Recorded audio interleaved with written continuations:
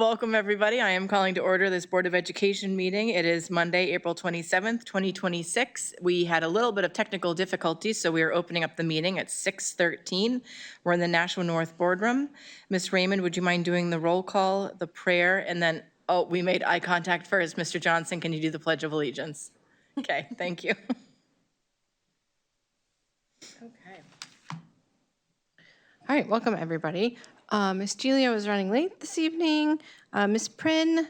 Here. Mr. Johnson? Here. I'm here. Miss Lewis? Here. Okay. Am I allowed to say that Mr. Salvi is at his daughter's wedding? It's so exciting. You can also let them know that Ms. Gilio will not be making it in. Oh, okay. Basement adventures are taking a little too long. Oh, that's too bad. Okay. Miss Lampier? Here. Miss Lopez is not here. And Miss Bishop? I'm here. Is here. 1, 2, 3, 4, 5, 6. Hey, we have a quorum, so we can continue. We also have Dr. Andrade and Mr. Posca. And then our student reps, I don't know if they're both at DECA competition in Atlanta or if only one of them is. I have forgotten now. But best of luck to the DECA team. Yes. In Atlanta. That's exciting. Oh, opening statement. Oh yeah, opening, we have to change that so I stop saying it wrong. I keep forgetting. Okay. As elected officials, we have the high honor and serious duty of managing the educational institutions of our beloved city.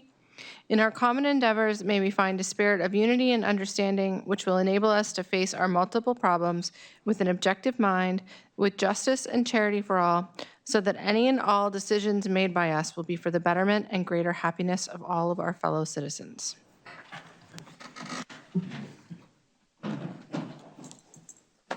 I pledge allegiance to the flag of the United States of America and to the republic for which it stands, one nation, under God, indivisible, with liberty and justice for all.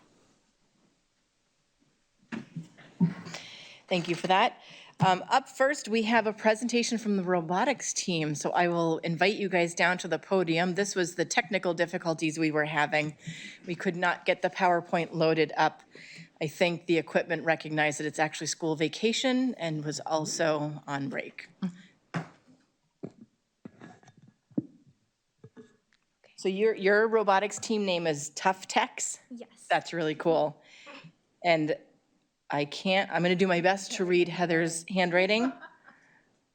Maitreyi, Maitreyi. Yes. Baiwakar, Yes. and Rhea Cannon. Yeah, I got that one. She wrote that one very well. I know, I have terrible handwriting, but I tried. So I will hand the floor over to you guys. All right. Thank you so much. Good evening, and thank you for your time. My name is Maitri Biwalkar, and some of you may remember me as the moderator for the Board of Education Candidate Forum that took place at Nashua South. Today, I'm here with Rhea to talk about a potential partnership. We are part of the Tough Techs 151, a team that participates in the first robotics competition.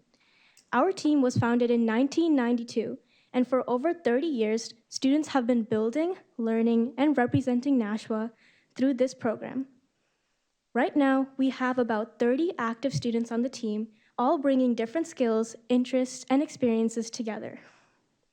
Now, I'd like to tell you more about the First Robotics Competition, a program that runs under First Robotics.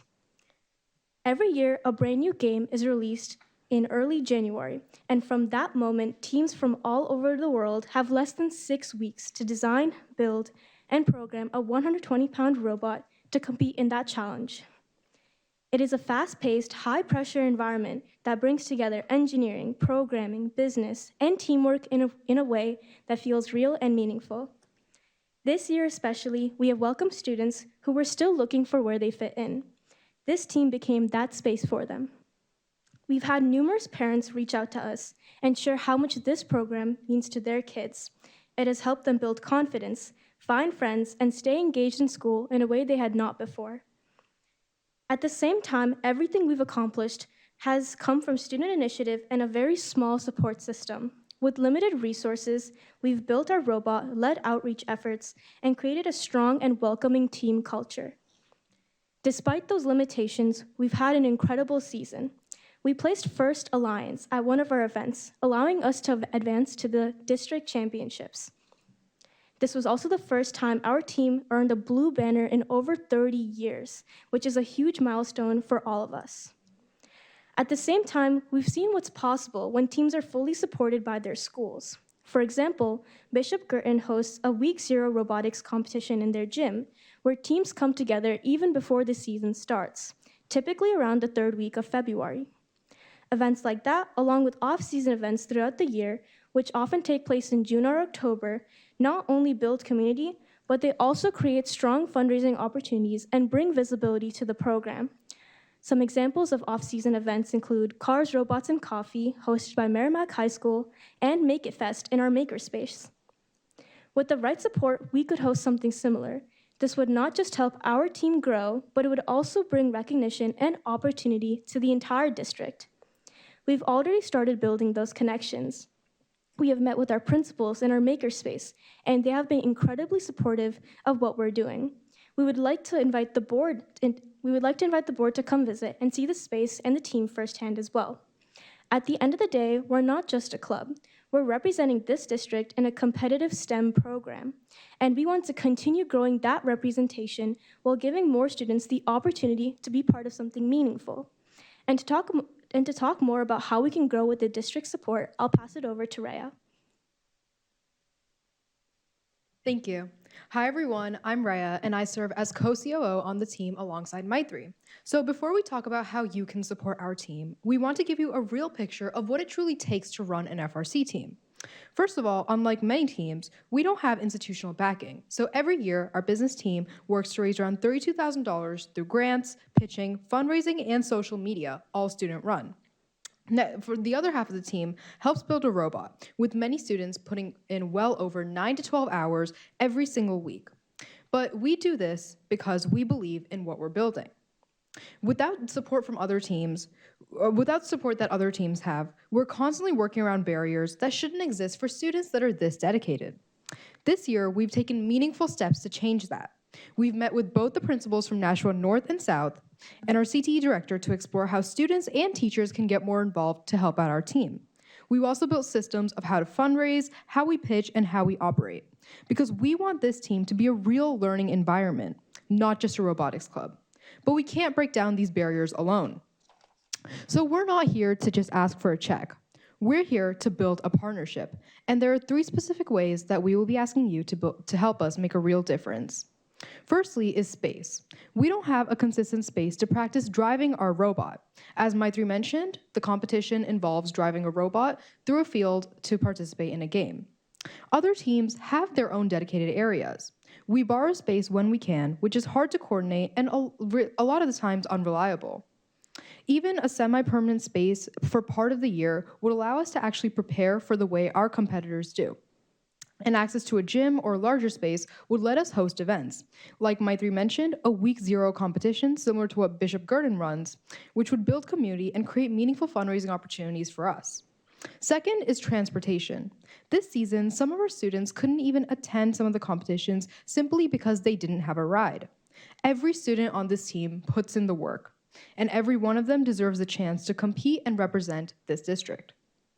Third is long-term program support. That could look like applying for STEM grants as a district, including us in future funding conversations, or encouraging teachers and students to get involved.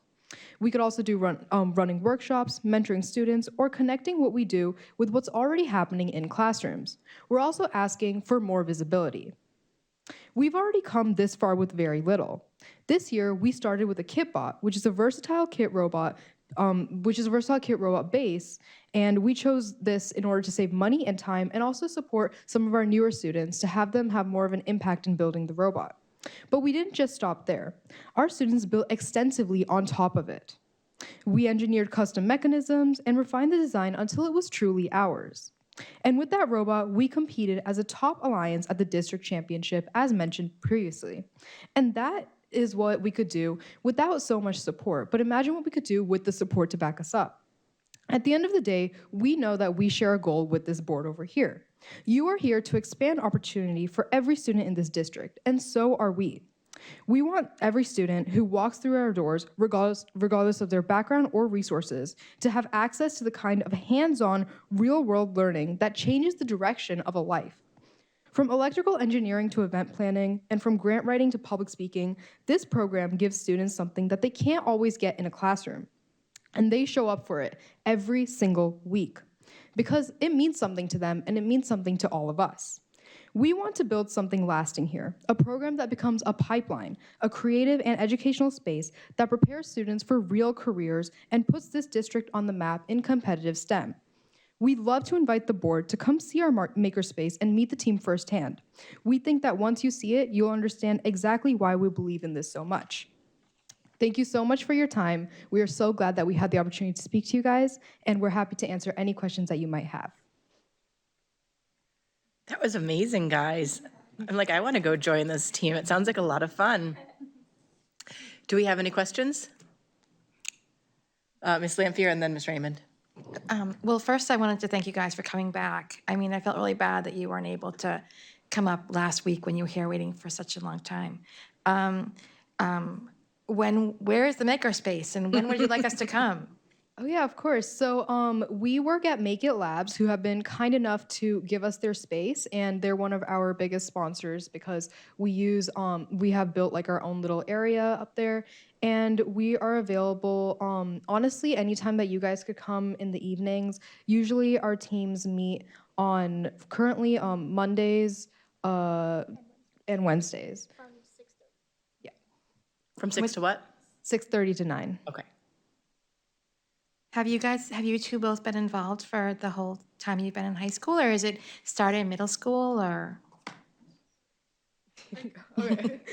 So I started my sophomore year, and sophomore year I didn't really have too much of a role on this team, and I was like learning about what we do on this team, what makes it so impactful to students. And then junior year I took on the role of COO alongside Maitri, and that's when like we really put in a lot of impact and really tried to grow the team. Sorry, I'm not that tall. Okay, so I actually joined in 9th grade as a freshman, and yeah, I'm still on the team since freshman year. I think what I really like about this program is that it's open to everyone, and the mentors have been really kind to let anyone on, because we actually have a fee to join, which is like less than most other teams. But we've waived it off for students who qualify for free and reduced lunch, and we do a lot of fundraising because to go to a competition, register for a competition, it's like $5,000. So it's a lot to reach out to a lot of communities. But yeah, what I love about this team is that we're so inclusive. So I like that. Yeah. Who are the mentors for the team? So we actually have Tom right over there. He's our lead mentor. And then we have a couple of other mentors. They're actually at our meeting right now. So, but yeah, if you guys do stop by, you can meet all the mentors as well. Yeah. Thank you. Go ahead, Ms. Raymond. Thank you. So are all of the FIRST Robotics teams associated with the school? So not really. A lot of first robotics teams are associated with the school. Some of them can be associated with like a college. We know one robotics team is associated with the college, like WPI. They actually have their like workspace in there, and they get a lot of funding. So for us, we don't really have a school backing us up. So we're one of like, I guess you could say like an anomaly, because most FRC teams, yeah, they do have schools backing us up. So because of this, we lose a lot of opportunities for fundraising, for space to even like practice our robot, for tools. A lot of the times Make It Labs has a lot of amazing facilities, but we do see where it falls short. And that's like some of the setbacks when we don't have a school supporting us. Okay.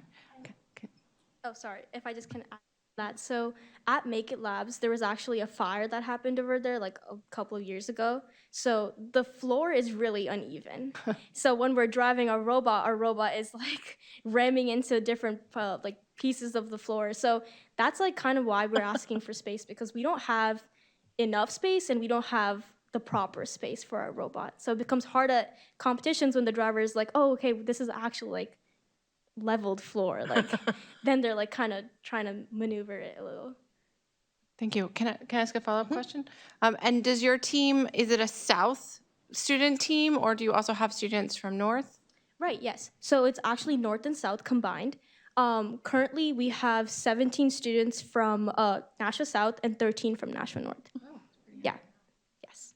Yeah, just to add on, we actually accept anyone from like any school. I'm from Chelmsford, so I'm not even in New Hampshire. But yeah, most of it is built from like Nashua North and South students. Ms. Brin? Is this only for high school students, or could like a middle schooler join? Is there like an age requirement? Right, yes. So FRC is directly for high school students. What our team does, though, is if the student is in 8th grade and they really want to join, we either let them into our free summer program or like STEM program, or what we do is that if they're in 8th grade and if they have a parent or guardian that's willing to come in, they can come in during like in Make It Labs and they can kind of watch them do it. Because just to even enter Make It Labs, there are waivers that need to be signed because there are a lot of tools there and machinery that, you know, we just want to take all the safety precautions beforehand.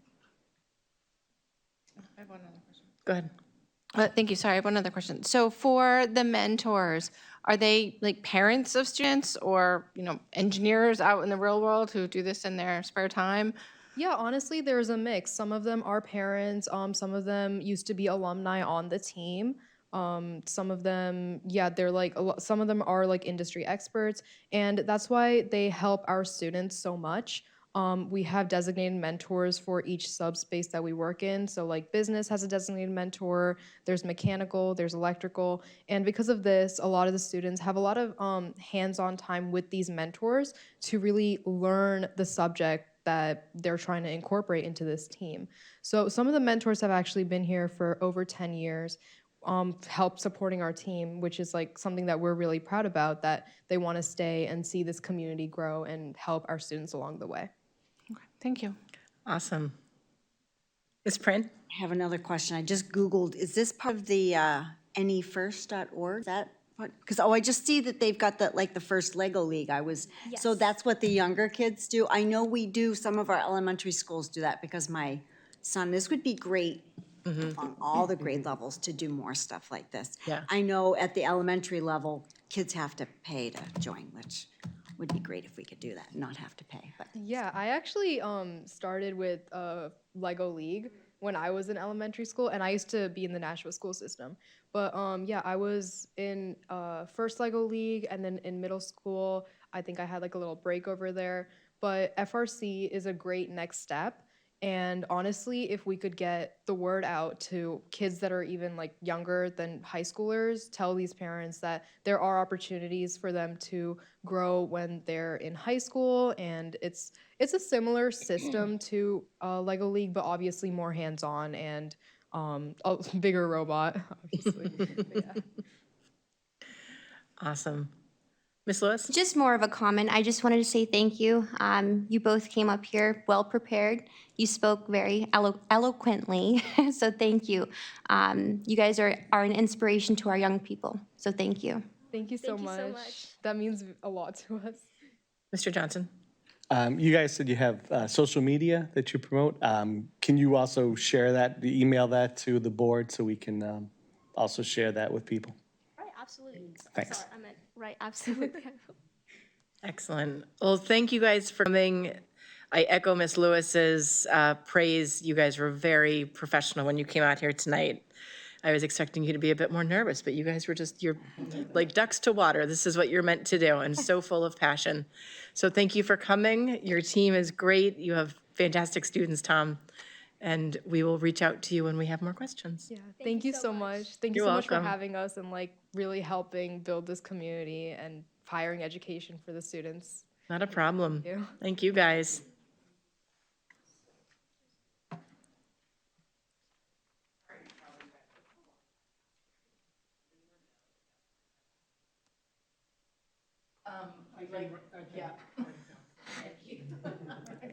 Announce it over the television.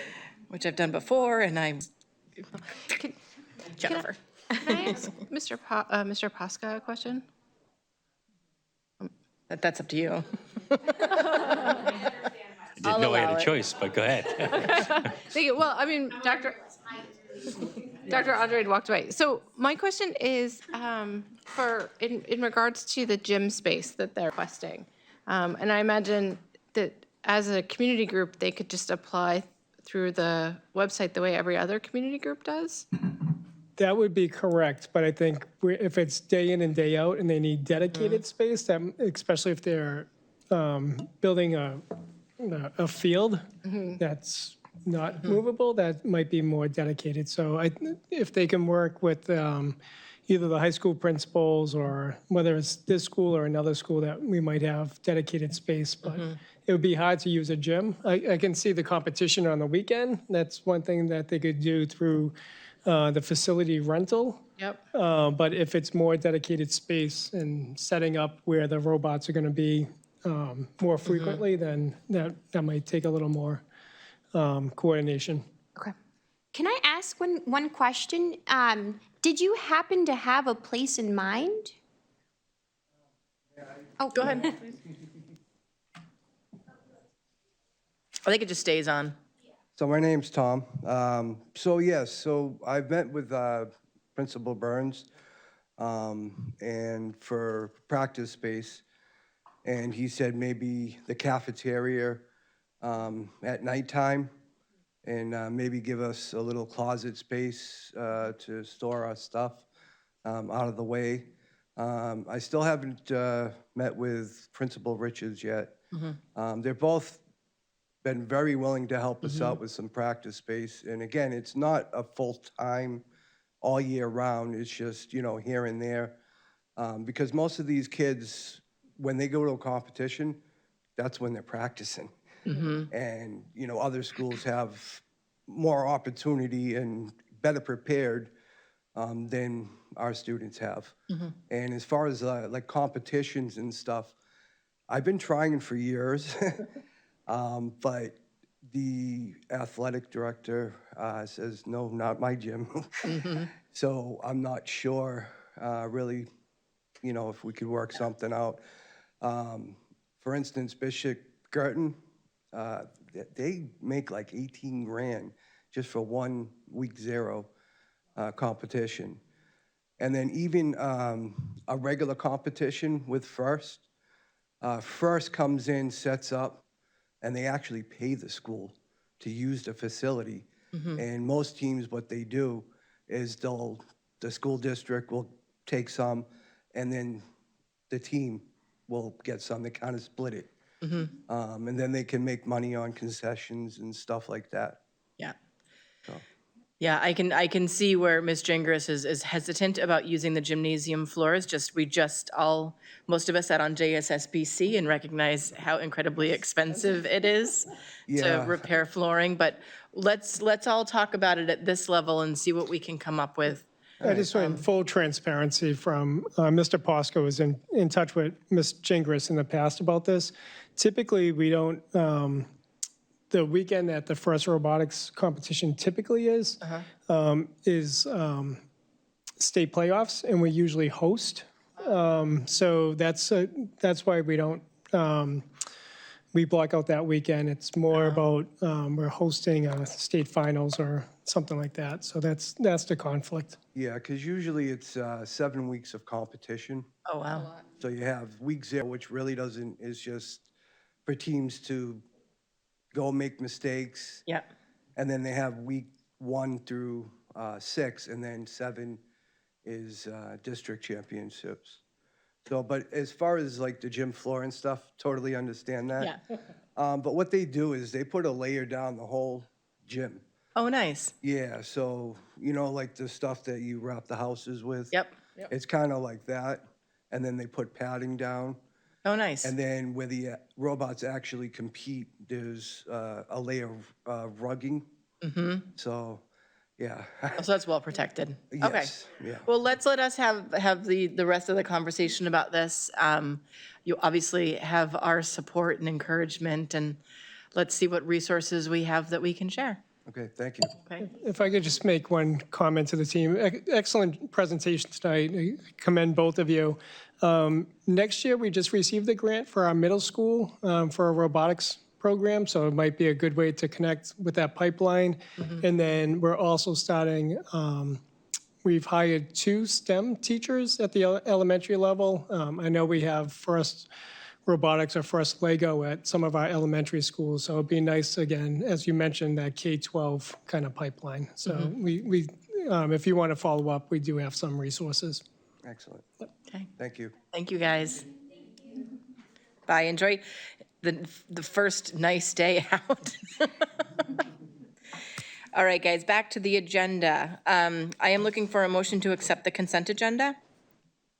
Second, I'll make the motion. our motion, That's okay. So Ms. Lampier makes the motion, Ms. Lewis seconds it. Any discussion? Seeing none, all those in favor of approving the consent agenda, say aye. Aye. Any opposed?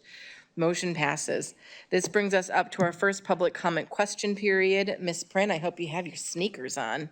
Oh, I hope someone put it out there because I did. I did. Thank you. First up, Mr. Mel Moran, come on down. Just give your name, address, and remember that this is for items on the agenda. That's right. Melbourne Moran Jr., 15 Lamb Road. My daughter attends Nashua Public Schools. Cut me off if it gets into too many personal I'm putting details. oh, yeah, personal Yep. details. It's Yep. related to 3 items, I think, on the agenda, but most specifically the special education funding and the reorganization of special education. Okay.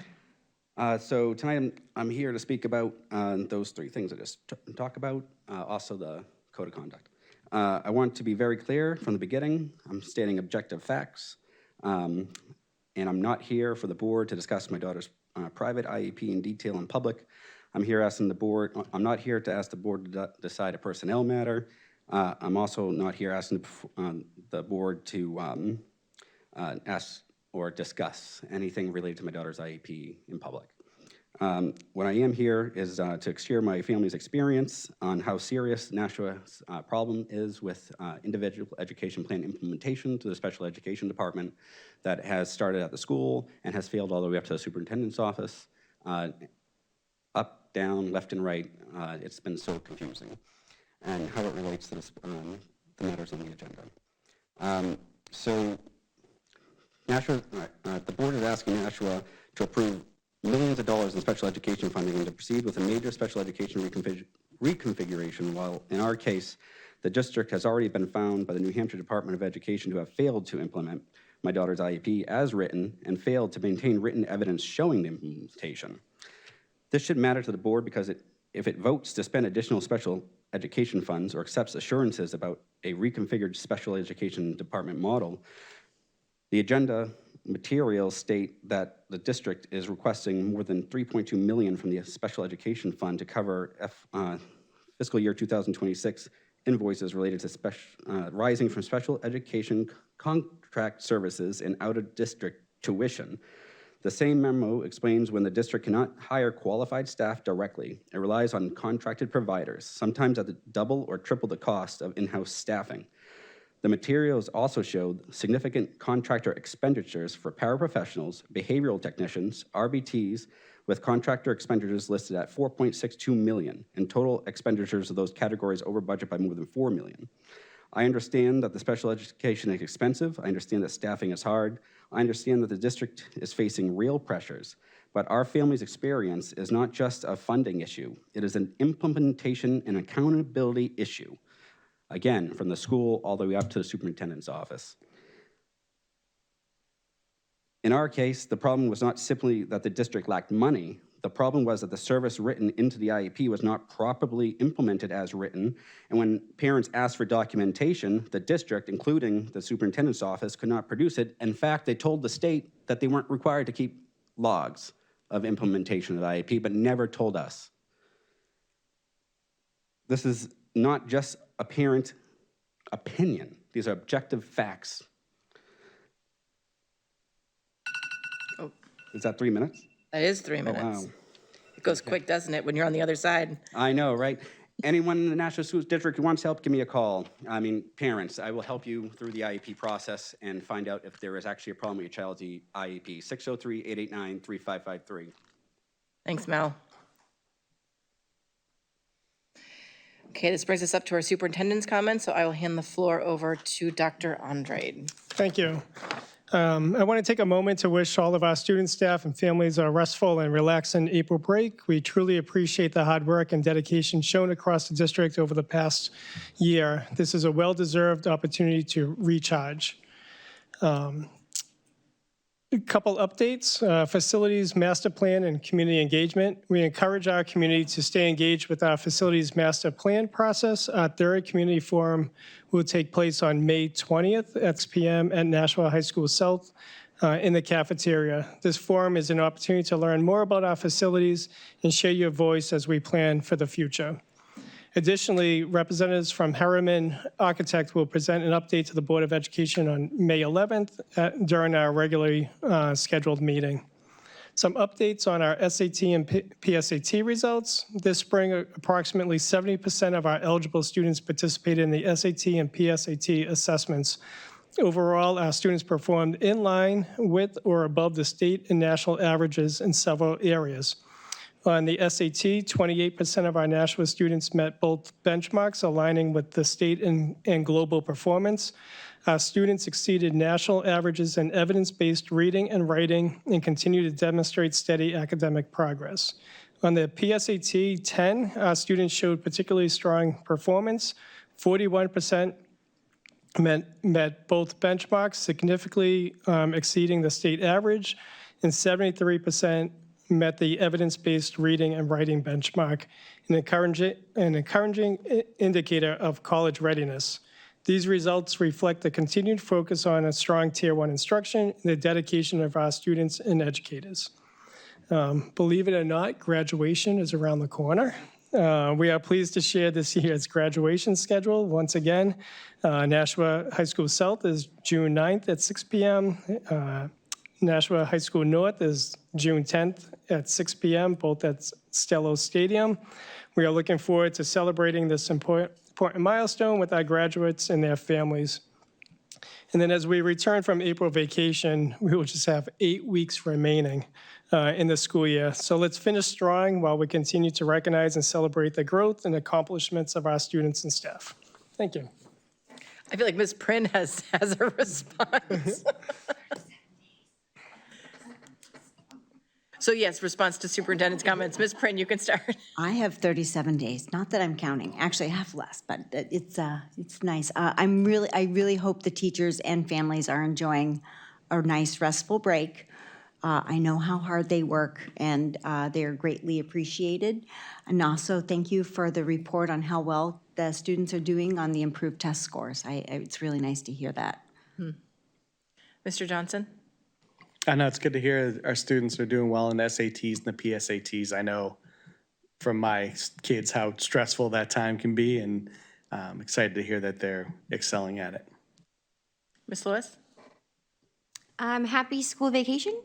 It's fun. I look forward to spending it with my daughter, and I hope that the rest of the parents enjoy vacation as well. Thank you. Thank you. Ms. Lampier? No comment tonight, thanks. Ms. Raymond? Thank you. I have 2 questions, and I wrote them down, and now I've forgotten them. The community forum is on what date? May 20th. May 20th, and it's at South. Can anybody from any part of the city go to that? Okay, great. And then my other question was graduation. You said we're at 6. Is that earlier than usual? That's what I have in the calendar. All right. I'll check it, but yeah, it's been around 6 o'clock. I don't know. I don't know. I have in my calendar 7. Right? So. I'll make sure, but it's also, I they assume could I'll be get put in an my email. calendar so I can be like on time. So, It's Mario math. yeah, it is. So thank you much. I hope people come to the community forum at South on the 20th. facilities master's plan on the 20th. We can't reflect the community's desires if the community doesn't tell us what they are. So Yep, thank you. unless it is their desire. they want us to decide. Right. All right, I have no comments. Our student board members are hopefully enjoying school vacation. So this brings us up to just an update for the budget committee. The next couple of meetings are outlined. We are, I let the budget chair and the alderman chair know that we have graduation on the 10th and 11th, or rain dates either of those days, and that we didn't want to be disrespectful if we didn't go, but we always prioritize graduation. But we'll figure that out from this end about how we can make sure that we're there. But so far, this is everything that we have. Brings us up to our Committee on Finance and Operations. I will hand the floor over to Ms. Lampier. Hi, so we only have one motion for tonight, but before I make the motion, I just wanted to say that at our last finance meeting, we discussed our special revenue trust funds, which was really interesting. It's kind of how the whole budget fits together. It's a combination of the operating budget, the special revenue trust funds, the grants from the federal and state. So it's more complicated than just the operating budget. And if anyone at home wanted to watch the finance meeting and wanted to follow along, the everything that we talked about, all the documents, are in the agenda for that presentation. You can maybe understand what you're watching. And so let's see. My motion is to approve the fiscal year 26 March transfer report. I'll second it. Oh, great. Thank you, Ms. Lewis. Any comments or questions about the transfer report? I just wanted to say that on the transfer report this month was mainly the schools, the individual schools moving money into spend money on repairing furniture, and one school was buying a laminator, just minor things, but replacing equipment for the that had been broken over the year. There weren't any major movements of money across the district. Cool. Okay. Well, all those in favor of approving the March transfer report, say aye. Aye. Any opposed? Motion passes. This brings us up to our Committee on Policy, so I will hand the floor over to Ms. Raymond. Thank you. So we met last week on policy. So this month, we have a first reading on all of our policies, just the way things worked out. The first reading means that this is the first time we're presenting it to the board and the community. I encourage everyone to let us know if you have any issues where you think any of these need to be amended further before they come back next month for a vote from the board. We have some updates to our organizational chart based on some changes to personnel and positions. Some of that is budget and some of that is just updating from the last time we did it. We have, hold on, I've just clicked a button and now it's gone. We have a recommendation to rescind our drug and alcohol resources policy because that one is incorporated in a number of other policies that we have, including the Parental Bill of Rights and our staff ethics policy. The next one is the professional ethics policy, which has got some updates to make sure that we are fully in compliance with the Code of Ethics for New Hampshire educators, which went into state law last year. And then I think we only have one more, hold on. Medications. And then, we have two more. Then we have an update to a permission slip, JLCDR2, which authorizes, which allows parents to authorize the school nurses to provide over-the-counter medications to students while they're during school day. And then the last one we have is JJJB, which is Student Extracurricular Activity Eligibility Behavioral Expectations. If you recall, last month, we approved the academic expectations for participating in extracurricular activities. We have a policy here for behavioral expectations, and we have only updated it to change the word extracurricular to co-curricular so that they match. I think that the board at some point ought to discuss whether or not we want to combine the academic and behavioral expectations policies The policy committee didn't feel like that was something we wanted to take on right now. But should, the wider board wants us to do that, we can do that. Okay. I think it will need like a focus group. So, Mr. Johnson? Oh, we also had the organizational chart, the CCA. yep, Oh, did you mention that? it was the first one. Oh, okay, sorry. That's okay. So the CCA, I'm on the wrong page.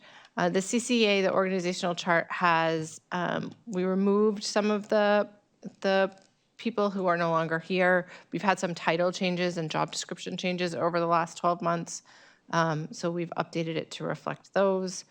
And we've updated it to reflect that the Director of Technology is now a shared service. So this is in line with not only the changes that have been made, but the changes that were proposed in the budget we sent to the aldermen. Okay, thank you for that overlook. C&E, do we have a meeting scheduled or? I have to send an, I'm having surgery and I'm not sure if I can do it that week, so. Okay, I all right, gotta connect see with if we can- Yeah. Dr. Patty about that, but human resources, which I actually thought was happening tonight, so I showed up like wicked early along with Dylan. And that's what happens when you just go by what's in your calendar and not what the wonderful Always Right Tara Kinsella sends us. But we don't have anything, right? Nope. Okay, and no unfinished business, so this brings us up to new business, so I will hand the floor over to Dr. Andrade. So the first item is a recommendation to approve the Charles Chuck Gray Memorial Bench to be located near the tennis courts at Nashua High School South.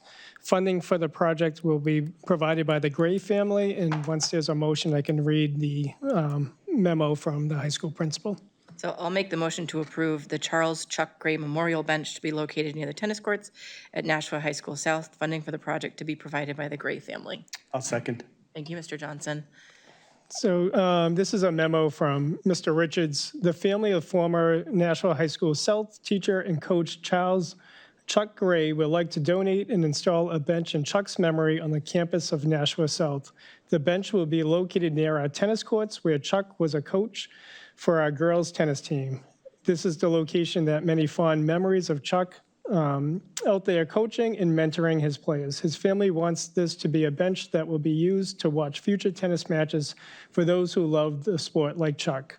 The exact design and size of the bench is yet to be determined in coordination with Plan Ops regarding the exact location and installation to move forward. But the high school is really in favor of this, and I think Ms. Bishop has some words from the family as well.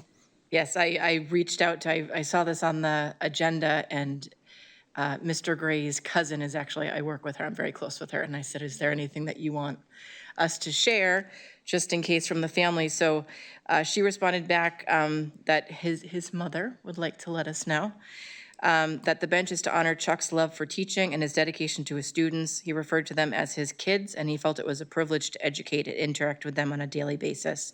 He encouraged his students to think critically, conduct their own research, and ask questions. He was destined to be a teacher and brought the best parts of himself to the profession. And they're happy that we are going to be voting on this bench tonight. And I know he leaves a very large hole for a lot of people. Family and administration and Nashua South. So I am excited to vote yes on this. Does anybody have any other comments or questions? Ms. Raymond?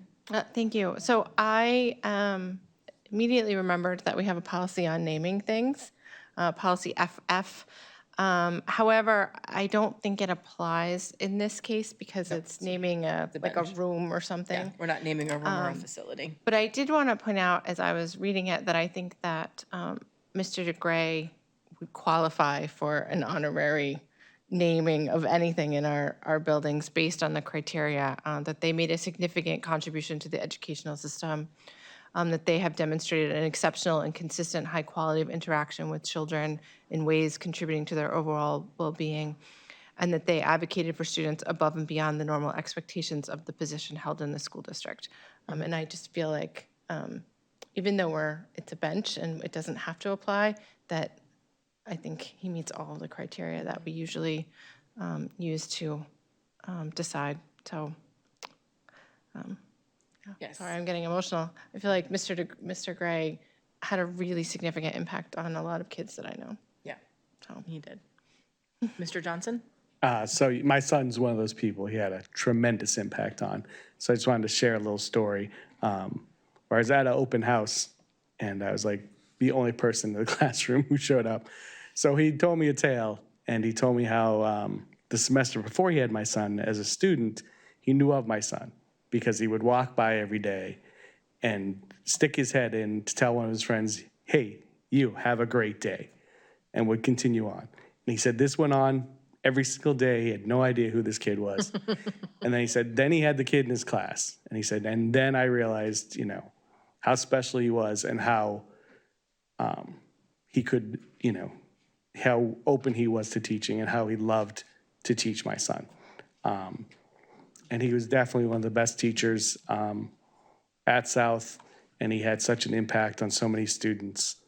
So I'm very happy to see that we'll be having this recognition of him at the high school.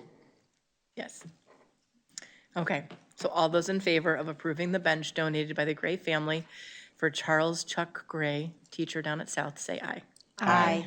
Any opposed? Motion passes. Thank you, guys. Back over to you, Dr. Andrade. Thank you. Next, looking for a recommendation to approve the personnel recommendations dated April 27th, 2026. I'll make that motion. Thank you, Ms. Second. Lampier. Who seconded? Ms. Prin? Okay. Any comments or questions? Seeing none, all those in favor of approving the personnel recommendations dated April 27th, 2026, say aye. Aye. Any opposed? No, I don't oppose. No, I know. Just getting ready for the next one. Motion passes. Oh, I thought you were gonna, I thought I was just going too fast because you're over here. I didn't look at you.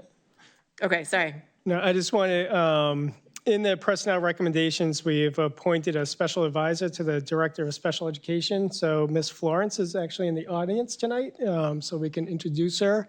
And if anybody has any questions, and Dr. Facenti is in the audience as well, our new Director of Special Education. So Ms. Florence, if you want to have a seat, either at the podium or wherever you're comfortable. Whatever you're most comfortable with.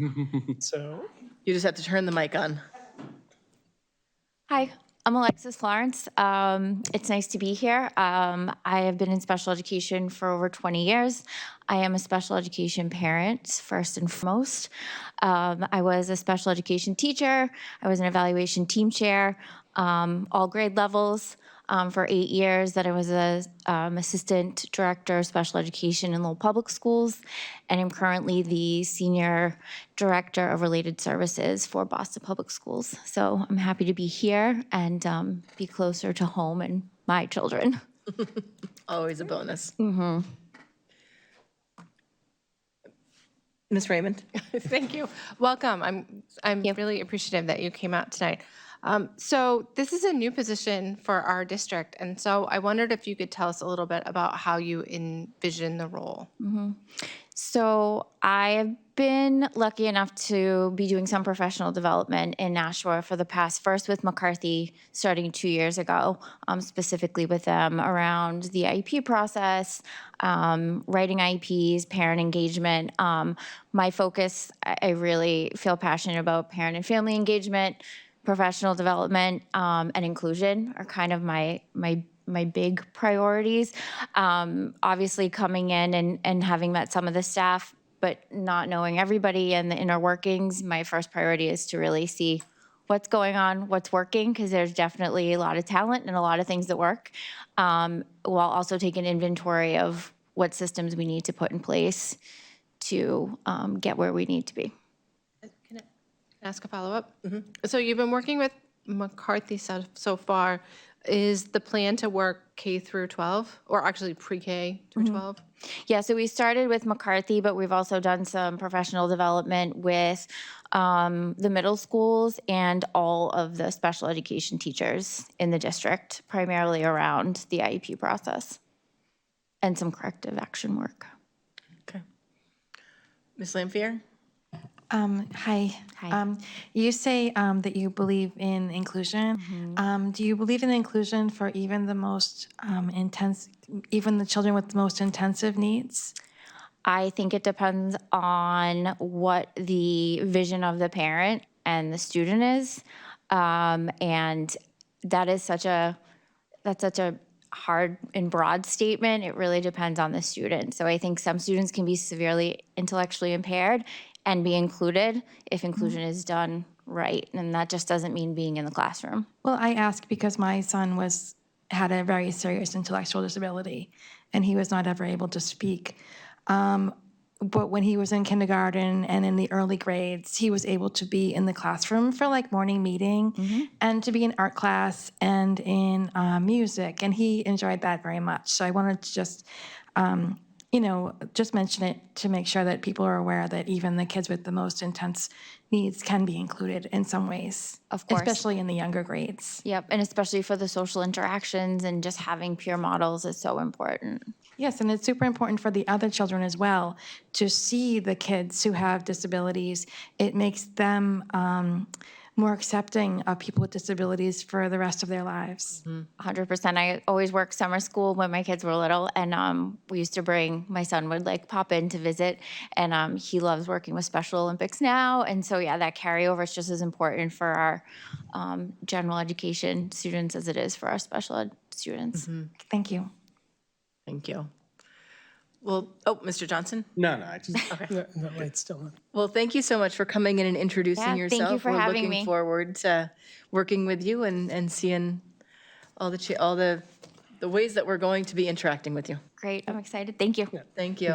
We're really happy to have Alexis on board, and I think as, over the last couple of years when we talked about our special education department, we also know in order to make some changes systemically that we need an investment. And I think bringing in Dr. Vicente and Ms. Flores is going to lead us in that direction. So this investment will really uncover and, again, allow us to invest in making sure systems and structures are in place and that there's adherence to policies and procedures. So I think in the long term, this investment is going to help the district move forward.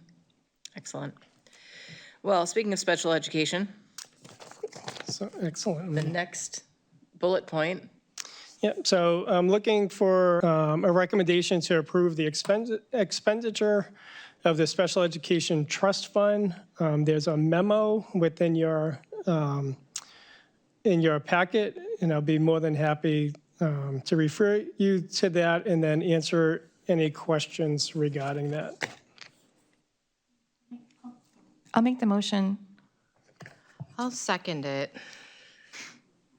So I can start talking about a little bit of the changes of where most of the changes happen. And it's really along the lines of the number of contractors that we brought in this year. So originally we budgeted for, at the beginning of the year, paras, BTs, and RBTs. A year ago in the 2026 budget, about 372 paras, BTs, and RBTs. This year, we've brought in approximately 66 contractors to fill our openings. And as the contractor expenditures has raised up to about $4.6 million.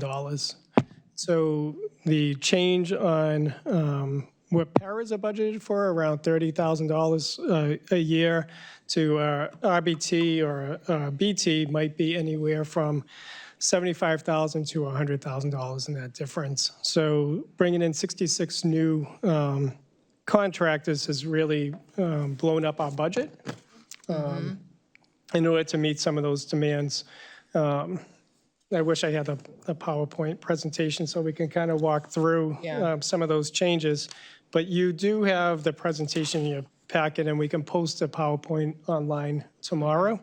But we can see some of the changes in special ed contract services. Just going back to FY 2022, this was, again, years that we had ESSER dollars. And so the district was budgeting around $30,000 for contract services. In 2023, the district was in our operating budget, looking around $80,000 was budgeted, and we spent around $190,000. In 2024, when we hit the ESSER cliff, we budgeted $190,000 that year, and the actual expense was $3.1 million. Last year, we budgeted $1.6 million, and the actual expense was $3.5 million. And this year, we budgeted 2.2 in contract services, and this expense is already raising, to date, it's around $4 million. So we've seen this line drastically increase over the number of years, and part of it is not being able to fill para positions and then trying to meet our IEP obligations, bringing in contract services, which is double or triple the amount that's budgeted. I'll open it up for questions, so then Yeah. I can refer back to slides and some numbers as well. Perfect. Ms. Raymond, then Ms. Lampier. Thank you. So I have a couple of questions. The first one is, off the top of your head, what is our budgeted amount for fiscal year 2027? Is it more than $4 million? Should it? No, it's less than the $4 million. So that's not realistic. And then I guess my second question is, at this point, is there a mechanism for reopening negotiations for the paraeducator contract or doing something else? Because if we're spending this much on contracted services, like, could we simply pay people more and end up saving money? Or offer better benefits, or do something else coming back to the negotiating table? Because it's clear that our kids need these services. We're hearing from the community that we're still not meeting kids' needs the way that parents would like us to. So we can't have exponential spending. So I think there's twofold. I think one, we'll get into some of the reorganization, which I think will help with our staffing needs. Again, I think right now we have some classrooms where we have, say there's 10 students and half those students are being included 4 or 5 hours a day, and some students are only being included 1 hour a day. So the staffing model and the amount of adults you need in that classroom is greater because you have students in multiple locations and you would need to meet those needs. So the increase of staffing in those classrooms increases. If we're able to regroup kids with similar services, then I will need less adults because there's less students traveling. So that's one approach that we're looking at, and we'll talk about that a little later. And we also working we're in contact right now with a company that will help us with our recruiting of paras. So we'll be looking to look at those services as well. So but is the paraeducator, I'm going to call it a shortage, simply a matter of that there's not enough paraeducators anywhere in here or Massachusetts or our neighboring communities? Or is it that we are simply not an attractive place to work because of our lower pay or We're working environment? regionally competitive in our paras. Ms. Prin? Well, see, if it helps to answer your question, Ms. Raymond, I know where I work, we have a lot of turnovers of paras because it's really stressful. It's a very stressful job. It really is, especially if you're working with intensive needs kids. So that's, we have a lot of turnover. And that's where the need is. It's in our intensive classrooms. It's not instructional paras. Ms. Lampier? So my question was, like, if you look at the sheet that you have here, the special education cost contract services, let's see, so last year we budgeted $2,200,000, even though the previous year the actual cost was $3,109,000. Could you explain how that works? Why why we budgeted less than what we had actually spent? Yeah, again, I think it's also the hope that when we go into it, that we will be able to recruit paraeducators. We're not relying 100% on contractors to come in. Okay, All right, thank you. Yeah, I remember having that discussion at the last budget meeting about the desire to move away from contract services and back into our own paras. Not only is it cost effective, but What I understand in the budget process is, in our conversations with the COO in the city, is that when we budget for the FTEs and wages, we can move the wage line into contract services, but we can't move contracted services into the wage line. So we budget for the position in wages, and then we move it out of wages into contract services during those budget transfers. But so if we put everything in contract services and then we recruit for a local para, we may not have money in the wage line to actually backfill that. Okay, the city covers the health insurance for all of our full-time employees, right? So we have money to pay the wages of our employees, and we also have money to pay for the health insurance of those employees. And so we've been moving the wage money into contract services. Can we also move the insurance money into contract services? It's my understanding from the city that we do not move the benefits line. So that means that if none of that money has been touched, what happens to it? It goes to the Board of Aldermen, and then they can give us, this $3.2 million was actually, if you trace it back, is essentially the benefit money, and then they put into the special. So we're asking them for $3.2 million in this special revenue trust fund.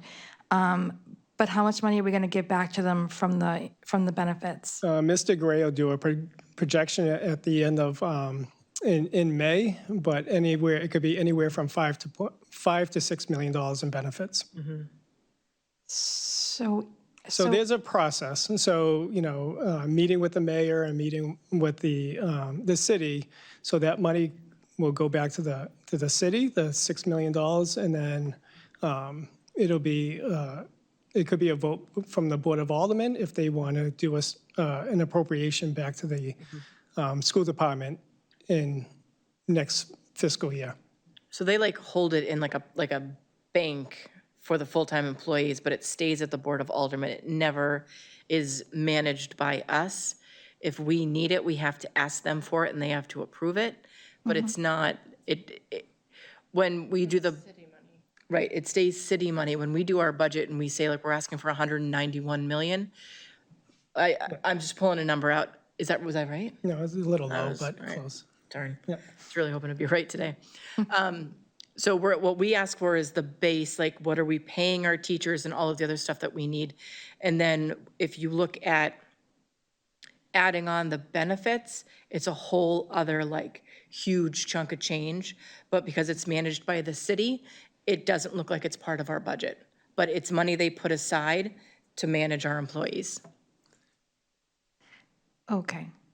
It's confusing. I mean, we've had multiple conversations with the city, and I can't commend the city enough of how much they are supportive of the school districts and throughout a lot of the things that don't make it into our budget, whether it's capital improvements or I'm trying to think of when they buy trucks for us. There's another grant, but but there's a lot of benefits that the city gives us that doesn't make it into our budget. But we've had conversations. Surf account. Surf account, thank Yes. you. You got one. So there's a lot of aspects, but we are projecting, and as Mr. Gray will say, that we'll be giving anywhere from $5 to $6 million. And so in meeting with the mayor, I think there's a plan for that money coming forward that will go in front of the Board of Aldermen that will help with this request tonight. I mean, I think it's important for the community to know that we are asking to go into our trust fund for $3 million, but we are also going to give several $1 million from our budget back to the city. Correct. Okay, all right, thank you. Yeah, it's hard to follow the bouncing ball on this one. Yeah. Ms. Raymond? Thank you. So how much money is in that special revenue fund? The 3.2 million. So then we won't have a special revenue fund No, for we'll the have next time this happens. This will be the Special Education Trust Fund. Oh, I'm We sorry, still, Special we still Education have the Trust special revenue, Special Education Special Revenue Fund. Okay. Sorry, I didn't use the correct term. Sorry, That's okay. That's all right, I'm just getting confused. So we have the special revenue fund, which is a different thing. This special education trust fund was specifically created to cover when we had these unexpected, overruns, because you expect unexpected overruns. Right, But we're gonna wipe it out. yes. So what happens when we have another unexpected overrun? So that's where I think it's a conversation, again, with the mayor's office and some recommendations. Ms.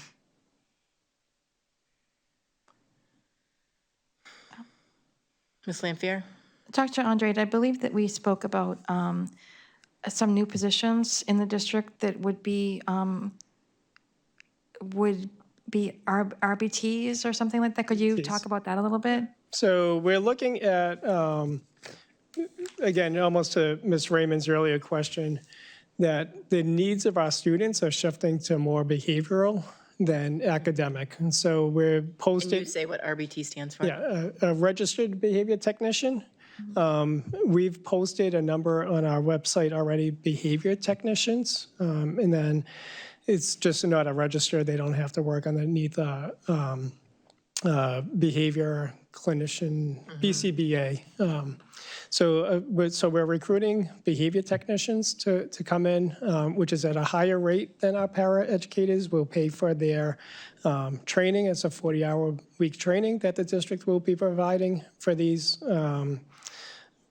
people who apply for these positions. It's a little more sophisticated than a straight para educator, and they'll be assigned to more of our intensive needs classrooms. So we look at the combination of our behavior technicians working with our current para educators that will be better, again, able to staff our classrooms. So it's a little more training, and again, that goes to Ms. Raymond's point on it pays more than a straight para, and hopefully we can recruit people into those positions.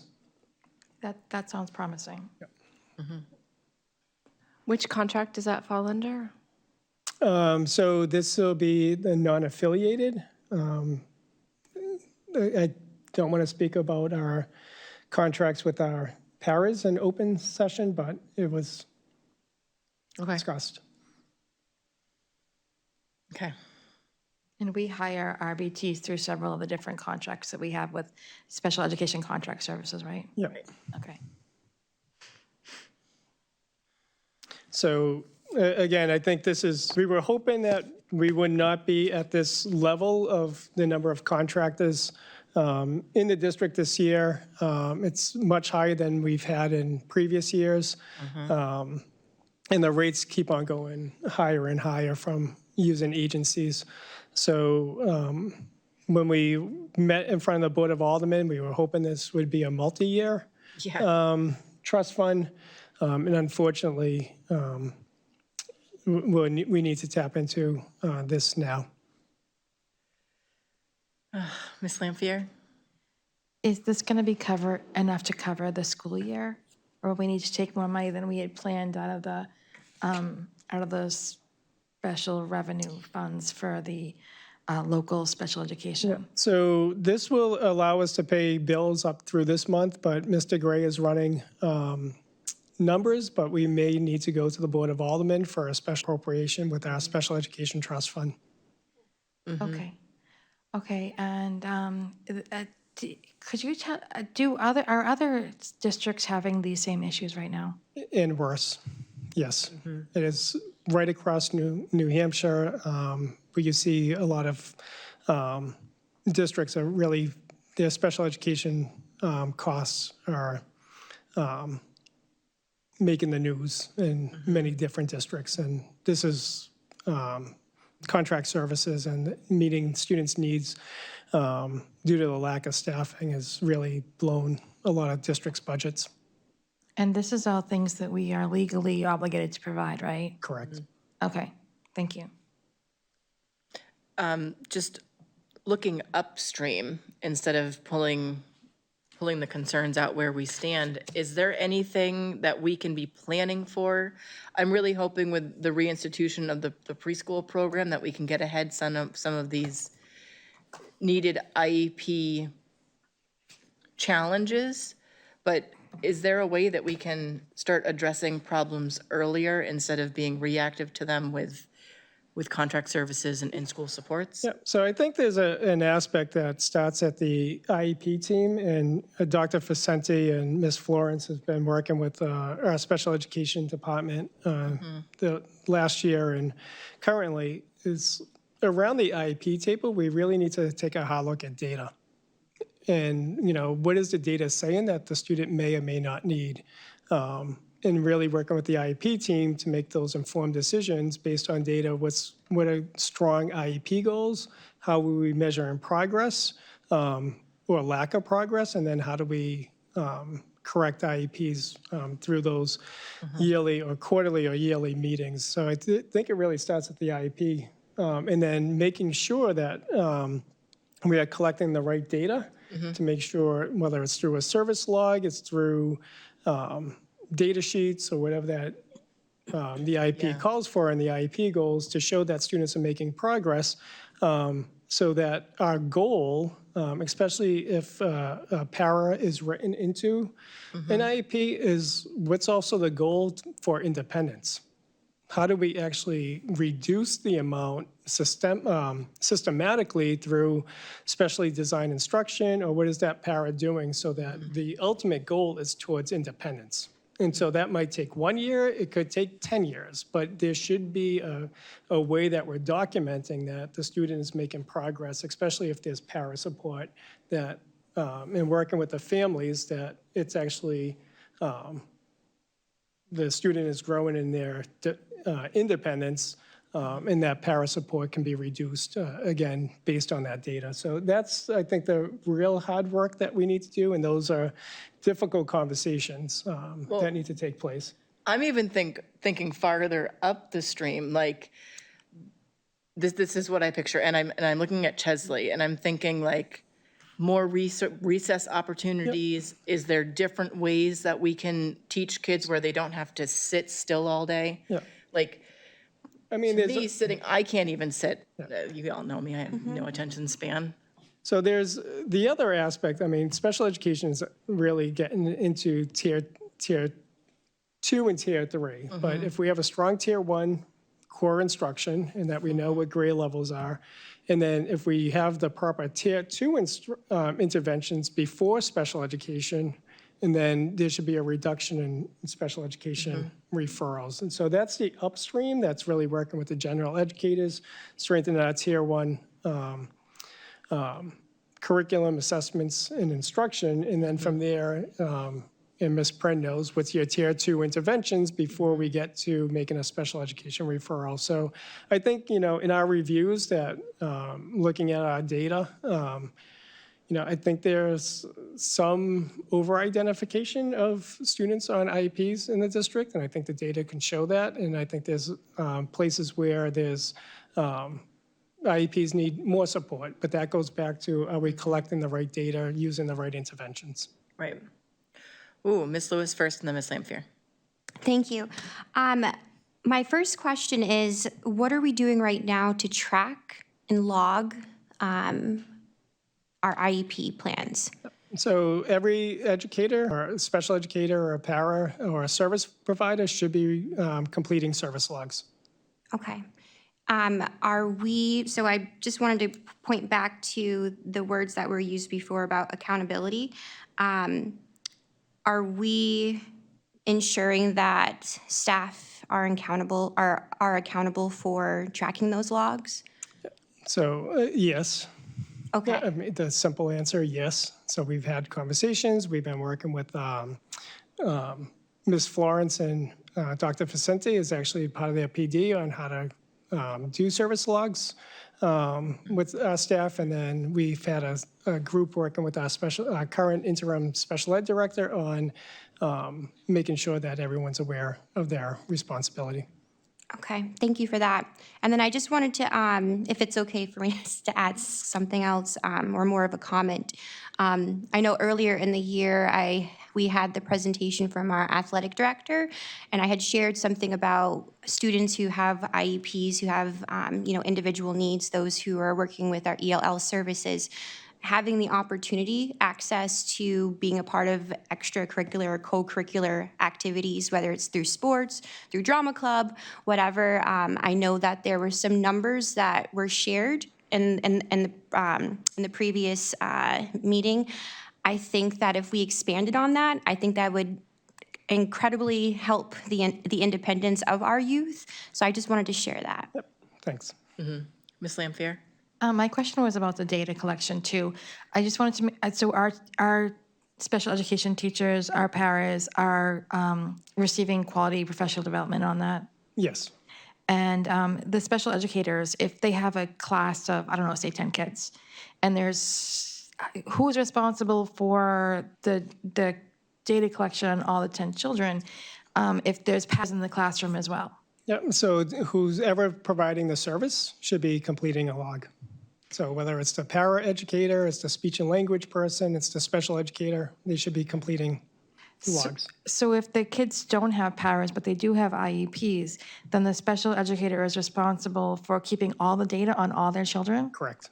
How is that even possible? That's the law. That's been since the 70s.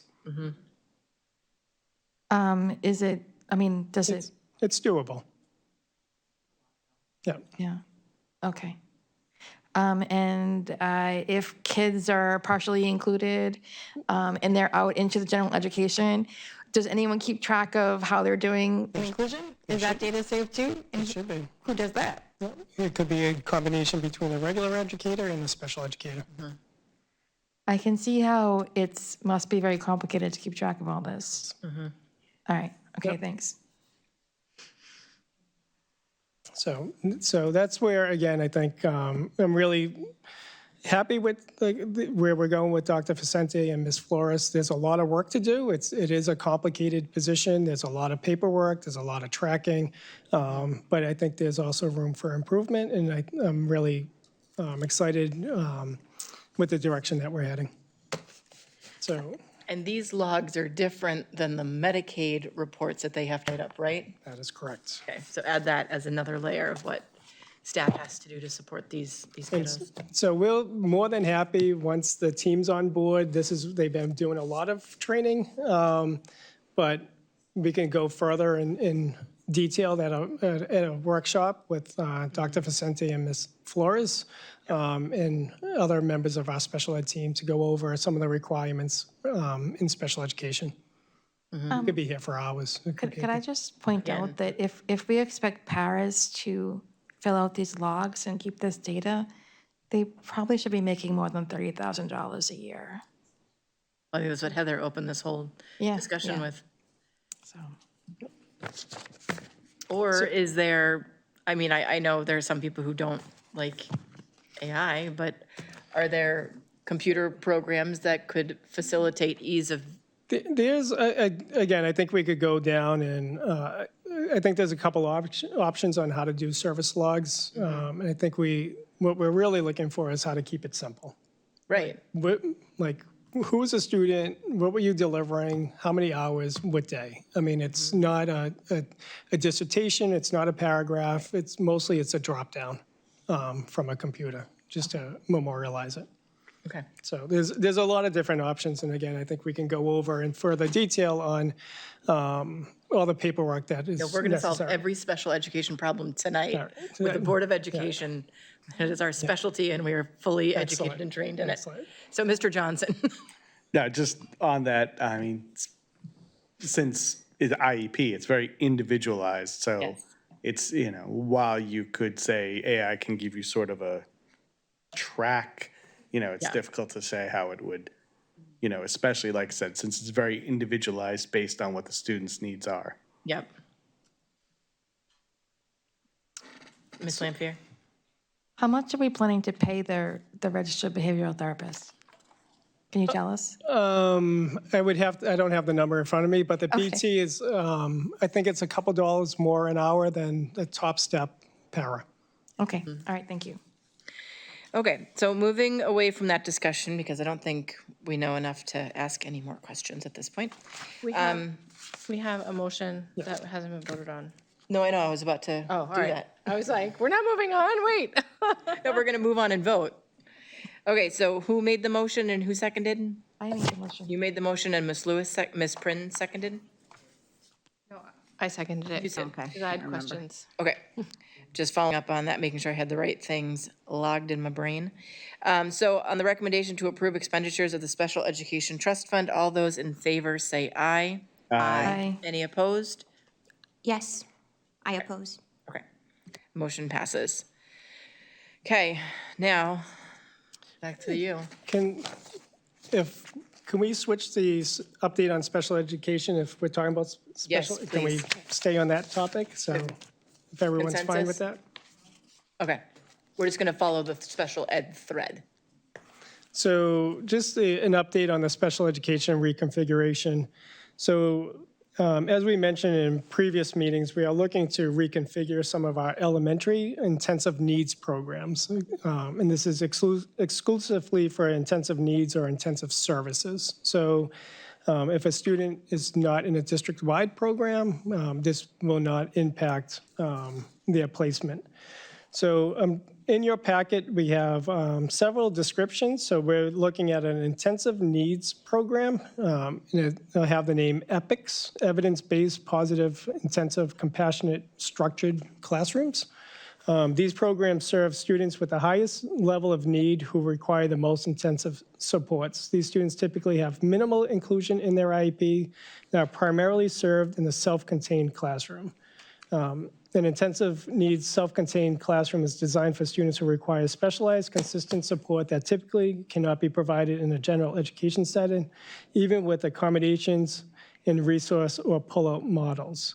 Students in this setting may need significant support to access instruction, often through modified or highly scaffolded teaching, have substantial communication, behavioral, medical, or daily living needs, and require frequent supervision and support for safety, regulation, and learning. Need-related services such as speech, OT, PT, counseling, closely integrated in the school day.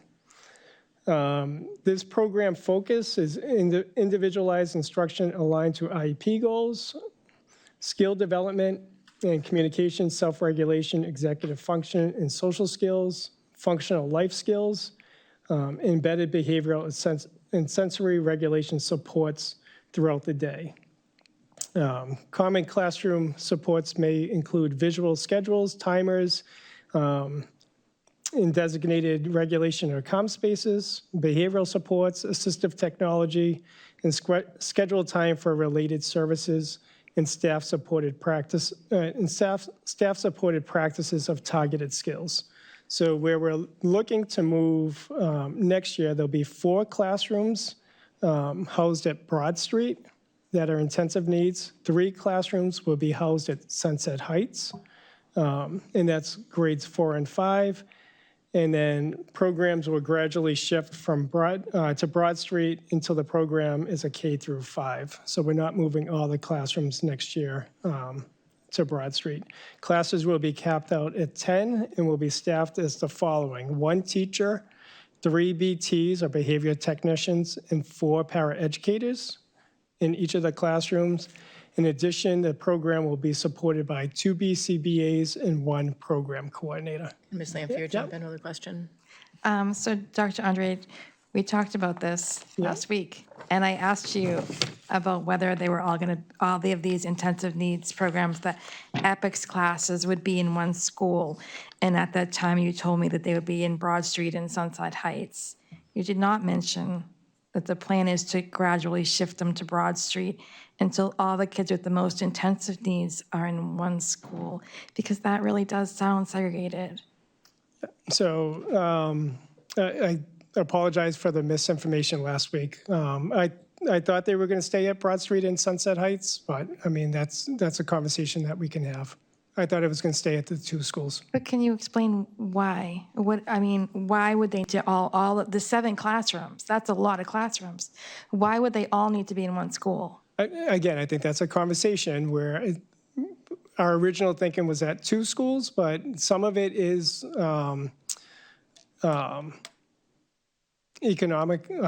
economies of scale of making sure that we have the right resources.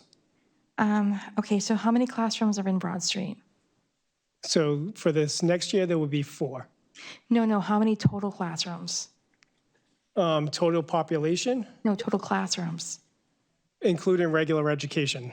All the classrooms. So there's 12. There'll be 17 classrooms.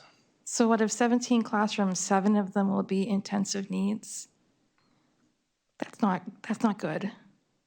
I'm sorry, it's just not. So I just wanted to point that out. And also, as I said earlier, my son had the most intensive needs. He was never able to speak, but it meant a lot that he was included in music, in art, and in the morning meeting, especially in kindergarten and first and second grade. It was really important that he was seen by the other children, because kids, when they go out into the world, people are afraid of them. And with the way things are going today and how expensive special education services are, it is inevitable that people are going to start talking about returning to institutions. And, at least if kids start, if they start with some inclusion, there's hope that they might be included when they're older and they get out of school. But if they start with no inclusion at all, then there isn't even any hope. So So thank you, I'm sorry. No, I appreciate that. I just want to be clear, we are not changing any students' IEPs. So if a student was at Sunset Heights or in another school, their IEP is remaining the same. So the amount of inclusion hours remains the same. So whether they're at Sunset, they're at Amherst Street, or they're at Broad Street. So if they're in inclusion right now, no matter, again, they're in a similar type of classroom, but the location will now be at Broad Street instead of Amherst Street. So the IEP and the inclusion hours, there will be no difference. And so really the idea of the reconfiguration is that right now we have some students in a classroom, we'll pick on Charlotte, that might have 1 hour of inclusion, and the student sitting next to him might have 4.5 hours of inclusion. And so what's that staffing look like? So how many paras do you need in that classroom? So in this reconfiguration, none of the IEPs are changing. The inclusion hours are not changing. The service minutes are not changing. It's how we're staffing the program so that the students can actually get the needs that they want or that they need. So the inclusion is not changing at all. So the amount of inclusion hours will not differ in this reconfiguration. The way that this is written makes me realize that the school district is not even offering parents of these children much inclusion. So again, I think it goes back to the IEP team and looking at the individual needs, and I think Ms. Florence actually hit the nail on the head, saying what are the needs of that student, and working with the family on what's that goals on what's the right amount of inclusion. So whether it's 5 hours a day, or depending on the needs of the student in the IEP, it could be, as you said, a morning meeting, it could be an art, but that goes back to how is the IEP being developed around the IEP table in conjunction with the family. Okay, thank you. Ms. Raymond, then Mr. Johnson. Thank you. So I know that there's no federal guidelines, but when I look at districts that are really tackling this about what does a least restrictive environment mean so that you can have an inclusive classroom, usually the general idea is no more than 1/3 of the classroom would be special education students, and then the other 2/3 would be general ed.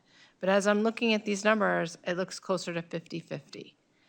And so I'm curious as to at what levels of ratios, and I know we don't want to make a one-size-fits-all, but at what level of a ratio does it become a specialized environment all day as opposed to a least restrictive environment? And so I think the least restrictive environment goes to each individual student, right, of what they need. So we've looked at different schools to make sure, again, that if they're, how many hours of inclusion are in a student's IEP. So if we look at the moderate needs program or the intensive services program, there are different schools where there's a lot more push-in. And we're looking at the available tracks at second, third, or fourth grade so that we do not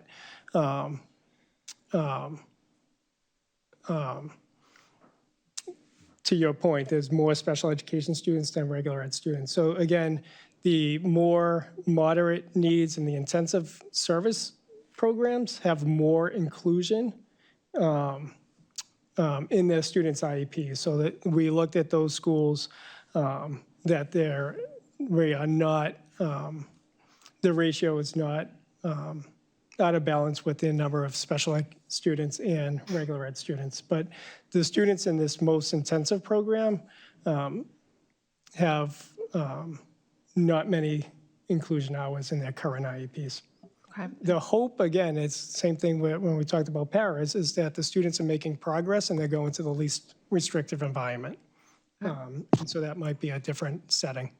And then, as I'm looking at this, I'm counting students, right? So if there's 4 classrooms of 10 students at Broad Street, that's 40 students in intensive needs across kindergarten to 3rd grade across our entire district. Is that a realistic number? And what happens to that 41st, 42nd student? Do they just not get what they need? Do we have to put them out of district? Like, what happens? Those are, again, IEP kind of decisions, but I think we've experienced this over the years where if the numbers creep up of what's the class size in those classrooms, where sometimes we hire a last-minute intensive needs teacher, or hire in last-minute para-educators if we have to open up a classroom. We've had some classrooms that hovered around 12, 13, that were higher than 10. So we've got again, this is a process where what's the needs coming in, what's the referrals, and then the amount of placements. But we try to limit the class size in these classrooms, and then and again, we look to the least restrictive that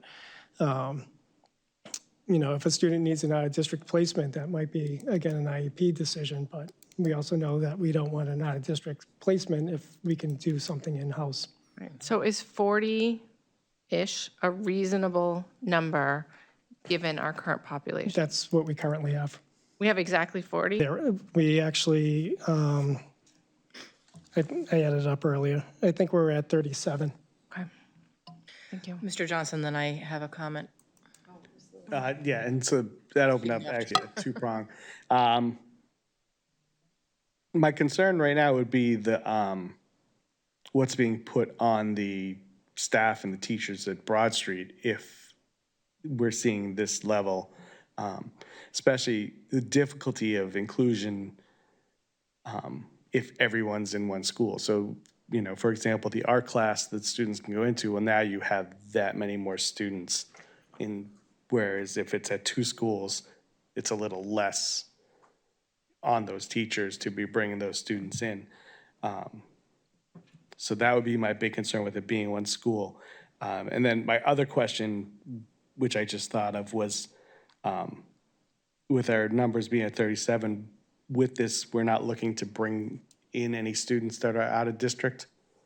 We always look to bring students back from out of district. There's movement throughout the year, again, of students who need less resources. So our special education numbers fluctuate throughout the year. So currently, we have 228 elementary students in intensive needs programs, and then looking at the reconfiguration, we're expecting about 230.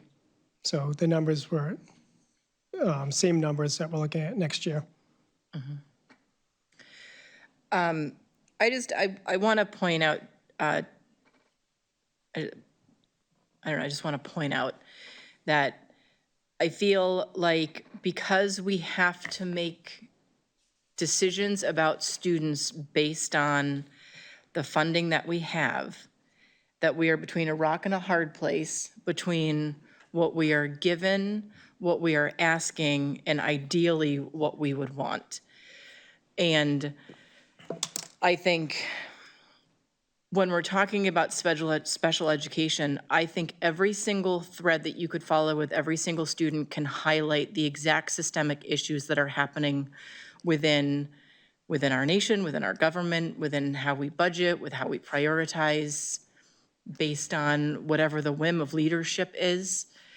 And when I think administration is coming up with a plan to best meet the needs of the students based on our resources, that oftentimes we're coming up with plans that we aren't necessarily super in favor of, but it's that, this is how I feel, I may be wrong, but it feels like we're making the choices based on the education and understanding of the people who are more experienced in this area, and us who are just absolutely wanting our kids to have everything that they can possibly have, which is our end is a little bit more unrealistic than what administration has. I think if we could do total inclusion and have every student have a para, whatever people want, they should have, right? So I just want to highlight how tough this whole position has been for everybody and coming up what is the best plan to meet student needs. But I also want to ask, if the goal of IEPs is to get kids into more independent spaces, more inclusive in their classrooms, and offer the opportunities for students to be as engaged in their community, whether it's school, after-school programs, family, whatever it is, how are we going to collect that data if we have too many like students together without the balance of the general ed? Yep, Like, no, where's the challenge gonna be, and where can we see the growth if we don't have it? so I think right now, the way that our programs are, that we're stretched too thin to collect good data. And so whether between staff absences, working for contractors, so I think that's hard to collect good data because there's not consistent supports. So consolidating some of the programs together, I think we'll have better staffing models to collect better IEP goals. And again, it goes back to what is the goal that are in the students' IEPs, whether it's inclusion, it's academic, social, emotional, behavioral, whatever that's going to be, that is not changing. But I think with this configuration, it's always to have students in the least restrictive environment, and then how are they accessing the general curriculum? So that's always the goal, no matter what the configuration is. And so whether it's in the intensive needs program or the moderate programs or the instructional services program.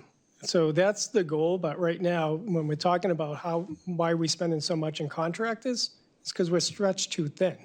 We're across many buildings, and then, again, we're not in the right classrooms in the right buildings, so that, again, students are in general ed settings, in intensive needs classrooms, and then you need double the amount of people. So some of this is regrouping and really going back to the service pages are not changing, the service hours are not changing, it's just really regrouping so that we can better provide those adult supports to people. Ms. Bryn had a question. Yeah, I just kind of wanted to comment. I had tried to group my thoughts. sorry. Oh, sorry, did I cut you Yeah, off? Miss- I just saw the No, mic going. I understand, Ms. Lampier, I totally understand how you feel as an educator. It's like trying to find that balance.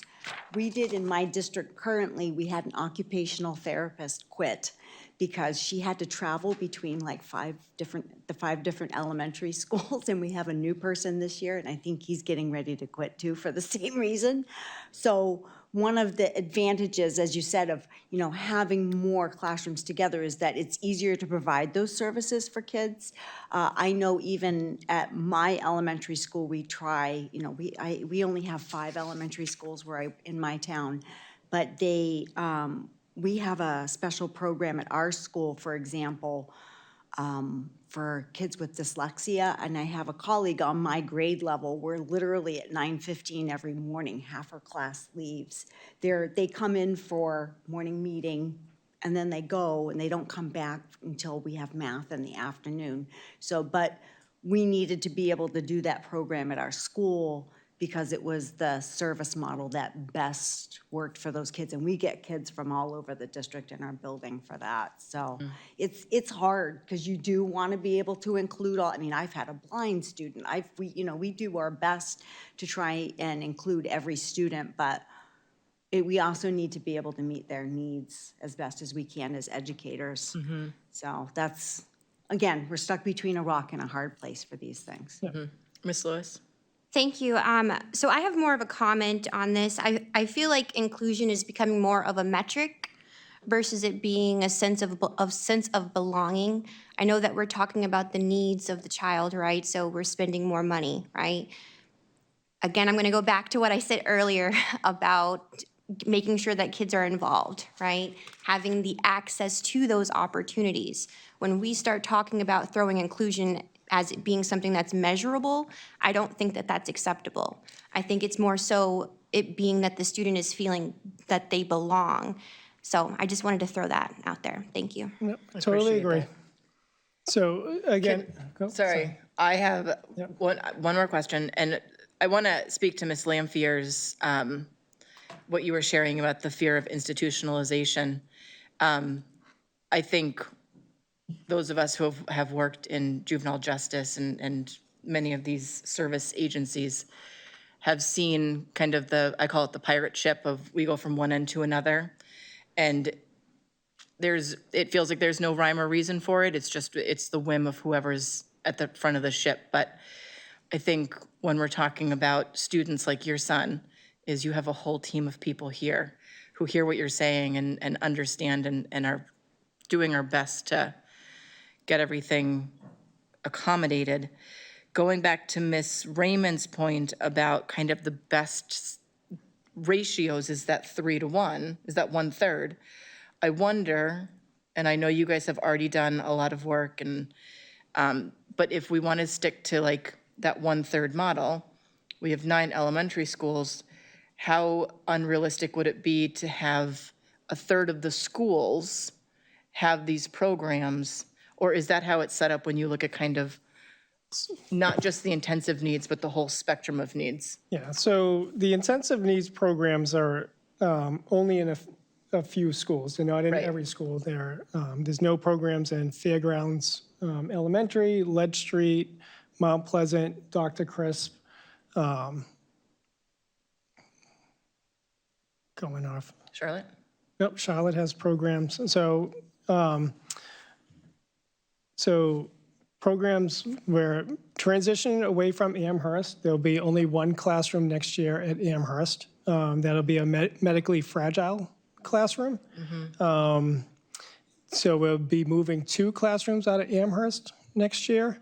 A lot of that is due to the lack of finding para-educators in a Title I school. It's our only Title I school that has programs in there. In the last 2 years, out of the 25 para-educators that are needed, we've contracted about 15 every year because we can't find para-educators with a Title I certification. They need a different certification. So that's a staffing issue. So again, I think they're welcome at Amherst Street. They've been part of the community, but really the staffing there is just, for the last number of years, we just can't find paraeducators with the right certification. So the other schools, we're increasing programs at Bicentennial. That's, again, the moderate. So again, there's many more tracks at Bicentennial so we can push in more students across 4 or 5 grade levels instead of just in a smaller school like a Broad Street that just has 2 grades. So that'll go to that ratio that there's not over a number of special education students in classrooms. Birch Hill will have the PA programs next year. Again, looking at more supports, a full-time BCBA in there, more BTs, behavior technicians, full-time school psychologists supporting that building. Broad Street will still have programs. Charlotte Avenue will have programs. Maine Dunstable, New Searles, and Sunset Heights. The other, without going through every program description, what I thought it was interesting that was in your packet is just the number of students we currently have in schools. So in Amherst Street, we have 29 students in intensive needs programs. Only 5 students are from the Amherst school district or from their home school. At Bicentennial, there's 23 students in intensive needs classrooms. There's only 5 from the that's Bicentennial's home school. Birch Hill has 21 students in their program. Only 1 student is from Birch Hill. At Broad Street, there's 24 students. There's only 1 student whose home school would be Broad Street. Charlotte, there's 35 students in their programs, 9 students. Charlotte is their home school. Maine Dunstable, there's 11 students. There's only 1. Their home school. New Searles has 50 students. That's where our Signs of Learning program is. In addition to some programs, 7 are in their home school. In Sunset Heights, there's 35 students, and there's 7 in their home school. But I think to Ms. Lewis's point, we want everybody to have a sense of belonging, whether it's their home school or not. And then, again, what does it mean to be part of the school community? And I think every school that's running a program this year and next year welcomes all students, no matter if they're part of the morning rituals and calendar class, or it's recess, or it's adaptive PE, that all students are welcome, no matter their IEPs. Ms. Prin? I was looking through all these different, do we have like a language-based or a program that serves students who have had a dyslexia diagnosis? I saw all these and I was curious, because that's the program we have at my elementary school. So we don't have a straight dyslexia program. That's a lot through reading, but we are, and Dr. Vicente can come up. He's been advising us on a couple of curriculums and reviewing our curriculums. We've been using Teach Town a lot, but that is something that we need to strengthen, is our special education programming, and what is that specially designed instruction. For a number of years, unfortunately, I think it was homegrown. Yeah. And so I think districts have gone through that, and really I think there's many more resources available that by having the students in the right programs, it's easier on the educator, so that they're not having students who are being included 5 hours a day and other students who are doing discrete trials on numbers and letters and colors.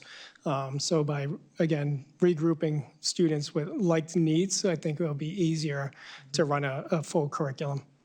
Yeah, that's what I'm saying. We have they call it LEAP in our building, and I literally have a 3rd grade. I have 1 LEAP student. She has like 12. Right. So they all leave at a certain time, and they're gone for most of the day. Yeah, and it's hard to coordinate. So again, how do we work with our building principals and our special ed programs so that we know there's a tighter schedule? Because right now it is the Grand Central Station of the amount of adults in and out of classrooms, when kids are coming, and it's hard to organize. Thank you. Okay, guys. You needed a vote on that? It was really an update. I mean, so again, it's a lot of work, and I must commend Dr. Scott Patty working with interim director Mr. Beer, the elementary coordinators. This is a lot of work, and it's been years in the making. But when we talk about how are we addressing special education in the future, we need to run stronger curriculum. We need to run stronger services, but we also need to look at our staff configurations and make sure that we're just not hiring for a number, that we have a body, that we actually have the right staff in place with the right training to deliver these services. And I think we've been stretched a little thin, and always looking for a para-sub or somebody else to come in, and that's not high-quality instruction either. And just to give you guys just a time frame on this, when Dr. Andrade says this has been a long time coming, when did I step into president? 5 years ago? It was not you as superintendent, but previous superintendent, we were sitting down talking about this is something that we need to start talking about in order to match our special education funding, students, paras, and this was before we started doing contract services. I think we were kind of hopeful that we were gonna have enough contract, we were gonna be able to afford contract services. But this has been fine-tuned for many, many years, so And thank you guys for putting in that work. Yeah, and ideally, if we can recruit people come in, we'll need less contractors, but we really use contractors as a last-ditch kind of effort to make sure we can meet the IEP needs. And we do run a couple classrooms that are 100% contractors, one at McCarthy and then one at Sunset, and hoping they can be model classrooms. Okay, let's move on to the next agenda item, which is probably going to be equally as fun to discuss. This is, again, just an update on the elimination of the 26, 27 positions and where we are to date. So again, I wish we had the PowerPoint, but I want to bring back to the major budget decreases that were in our budget presentation.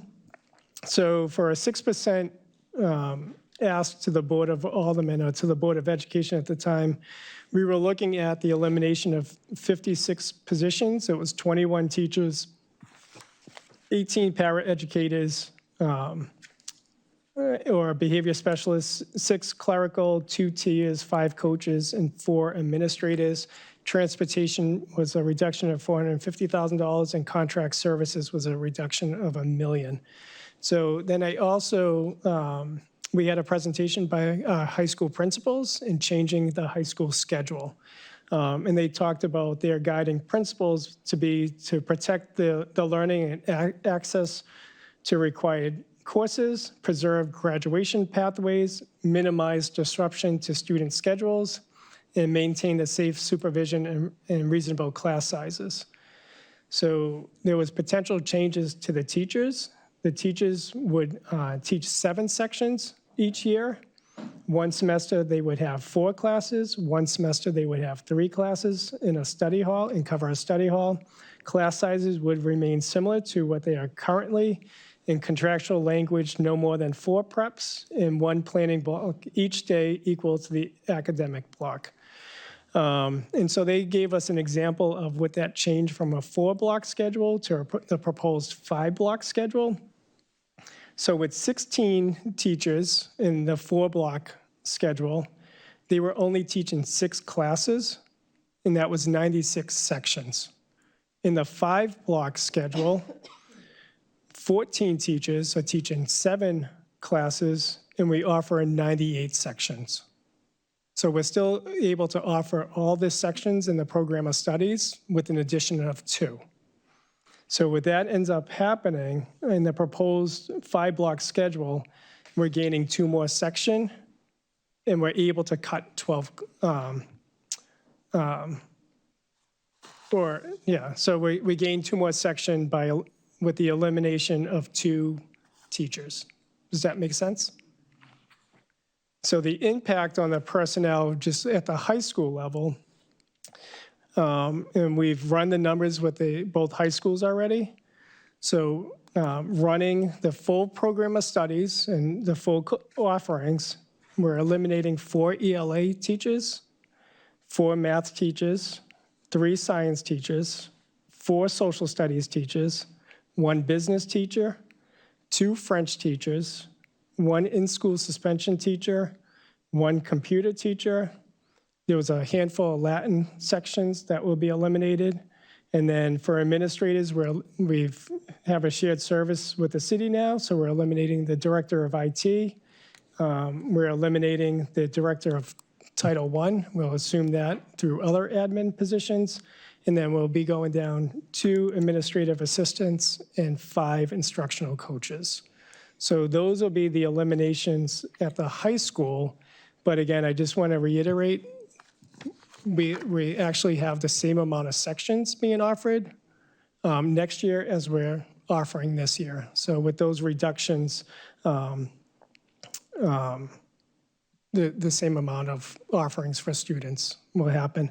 I also want to say that even though they'll sound like a lot of positions, as of this morning, there's 12 teachers who will be laid off.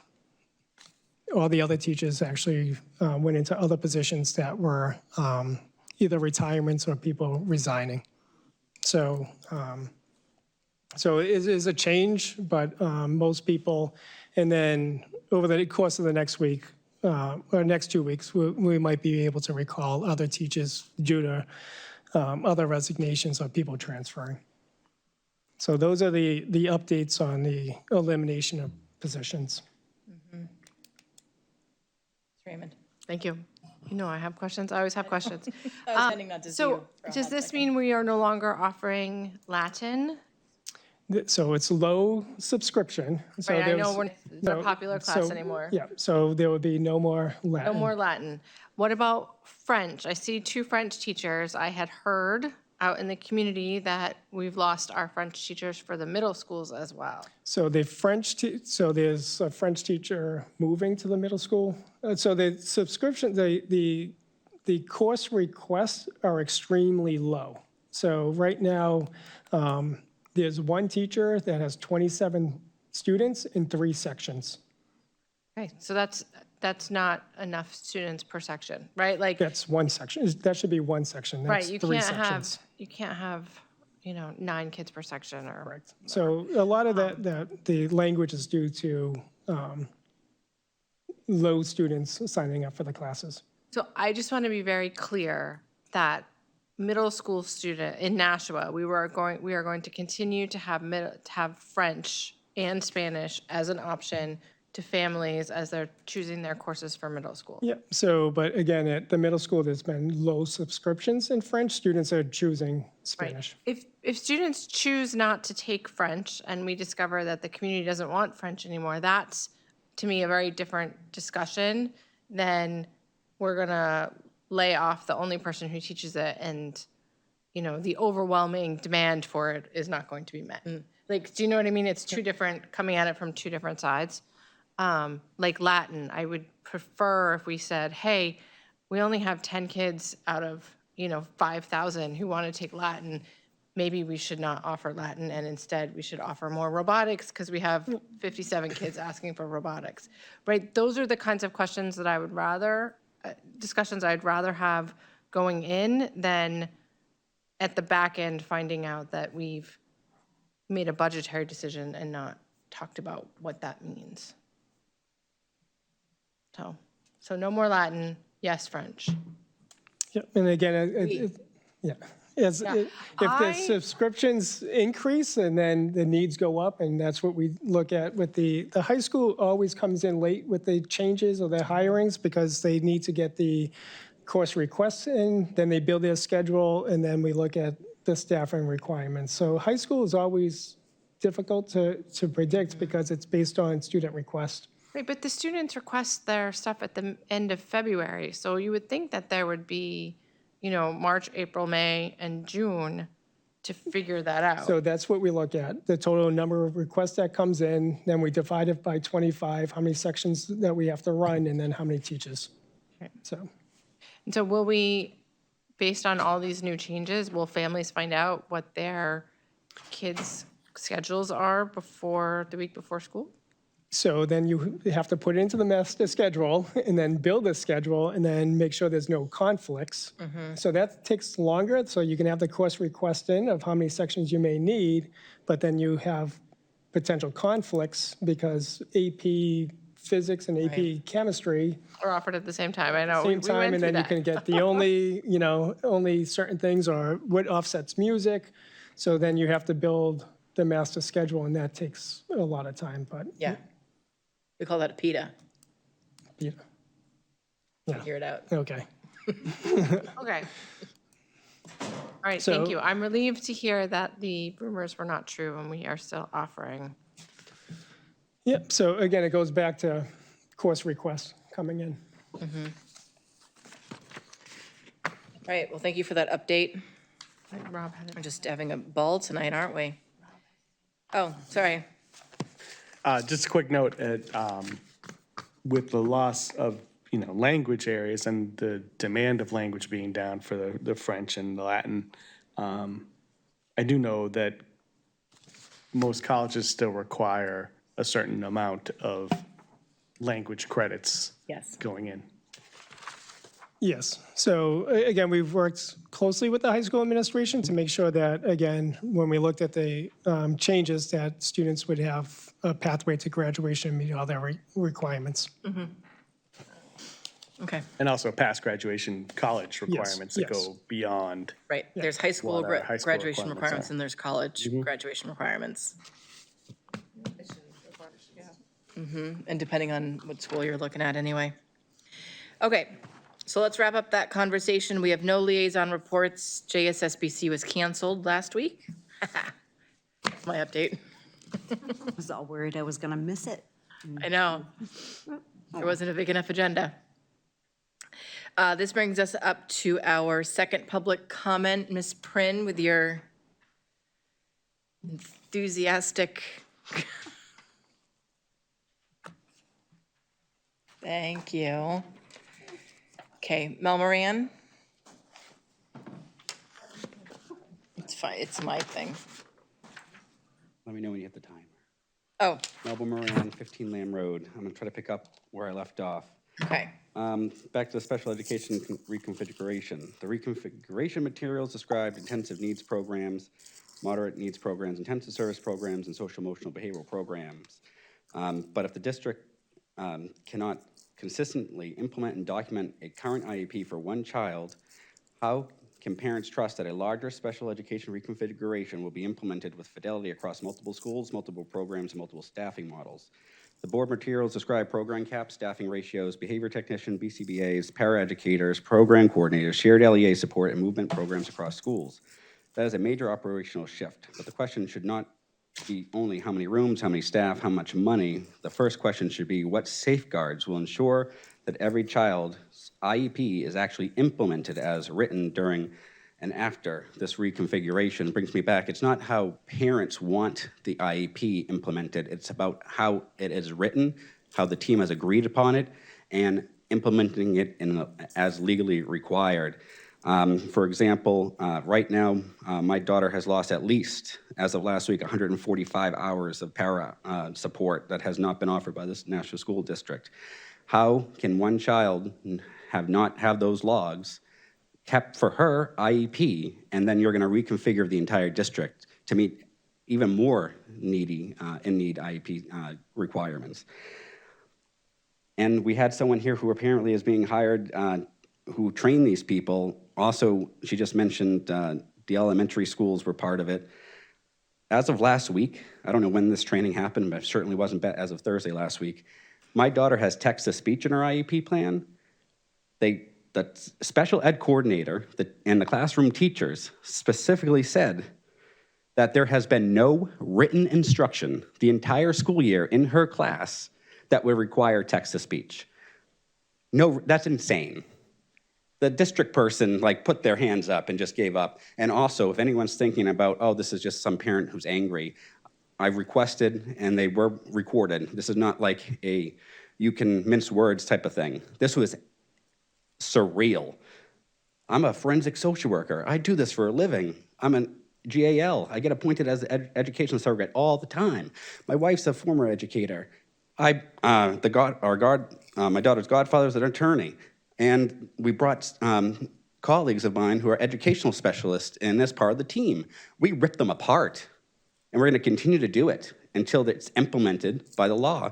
And if you're going to reconfigure the entire district, every parent should have this ability to hold the team accountable and not be force-fed reports that are based on junk science and can be ripped apart by a master's level social worker when it's being conducted by someone with a doctorate.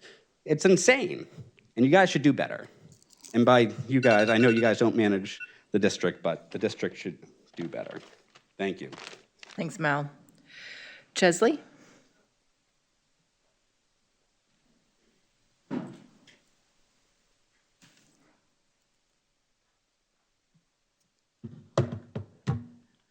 Love the vibes in here tonight, truly very passionate. I'm not being sarcastic. So I don't remember what time y'all said the community session is on 5/20, but if I'm back in town, we're going abroad.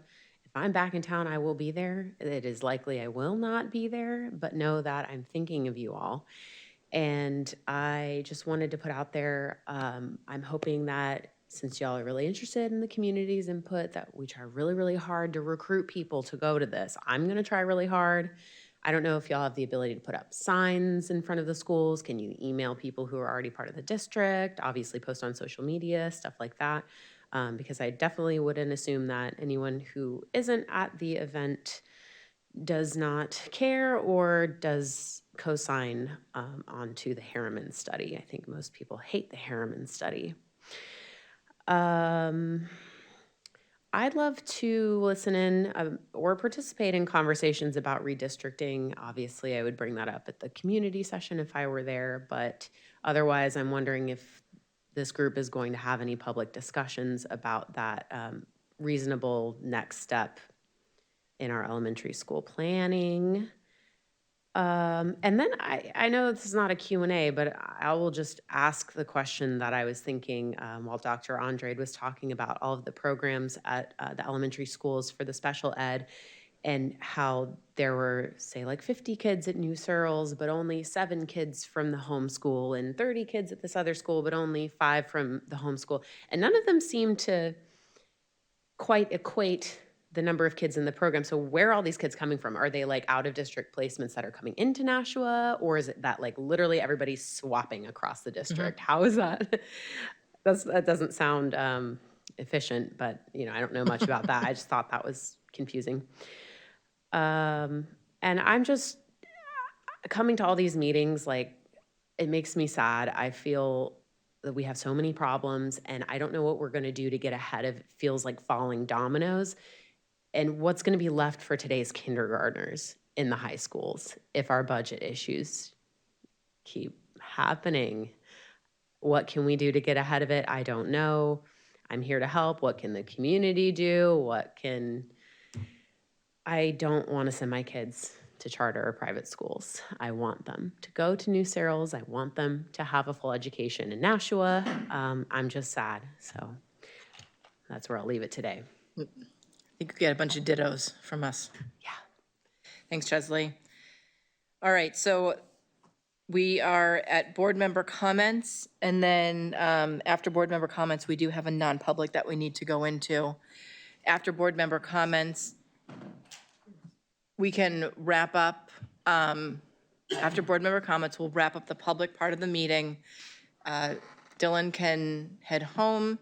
We'll finish up here. We'll come out of non-public. We'll close it out, but we don't need to come back on TV for 1 minute after we talk for hopefully a concise amount of time. Okay, so board member comments. Let's start over here with Ms. Prin. It's kind of a bummer tonight, but call your governor, call your state reps, call the governor, call the governor. Funding, call the governor. She's the one who needs to hear this. Yep. Mr. Johnson? I just encourage people, May 20th, make sure you have that on calendar, because I think there's a lot of people in the community that that are reacting to the report, and that their voices want to be heard. They should come to, it's South, right? Nashua South on May 20th, and we'll see you there. Ms. Lewis? Thank you. Special education means a lot to me personally, and I just want to make sure that all of the students who have IEPs, that their plans are implemented. So, thank you. Ms. Lampier? No comment tonight, thank you. Ms. Raymond? No, thank you. Yeah, we had a meeting tonight, guys. I didn't mean to distract you with chocolate. I didn't think it was going to be this heavy, but I'm glad we have a little treat at the end. I really want to highlight, and I know this was emailed to me a couple of times, about having board meetings on school vacation week. And I just want to highlight all of you guys who are here. I know probably giving up some of your family time is not what you want to be doing, but I really celebrate and appreciate that you guys are dedicated to this board and committed to the outcomes of children and supporting our district in the best way possible. So I appreciate you being here, and I'm glad we were able to celebrate vacation together. So with that, I'm looking to go into looking for my glasses, they're on my head. I've turned into my mom. I'm looking to go into non-public session under RSA 91A32A. Second. Thank you, and we have to vote on it by roll call. Give me 1 second. I'm sorry. I just need 1 second because it's a different paper. Okay, so Ms. Giglio's not here, Mr. Salvi's not here, Ms. Lopez is not here.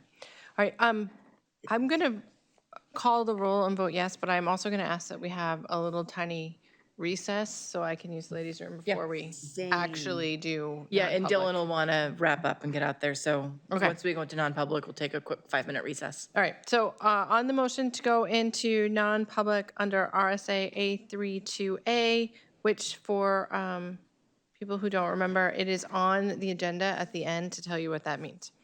Oh, and what time is it? It is 8:24. 8:20. You made it a minute ago, so I'm going to write 8:22 p.m. Sorry. These minutes are more intense than the regular minutes. All right, Ms. Prin. Yes. Mr. Johnson? Yes. I'm a yes. Ms. Lewis? Yes. Ms. Lampier? Yes. And Ms. Bishop? Yes.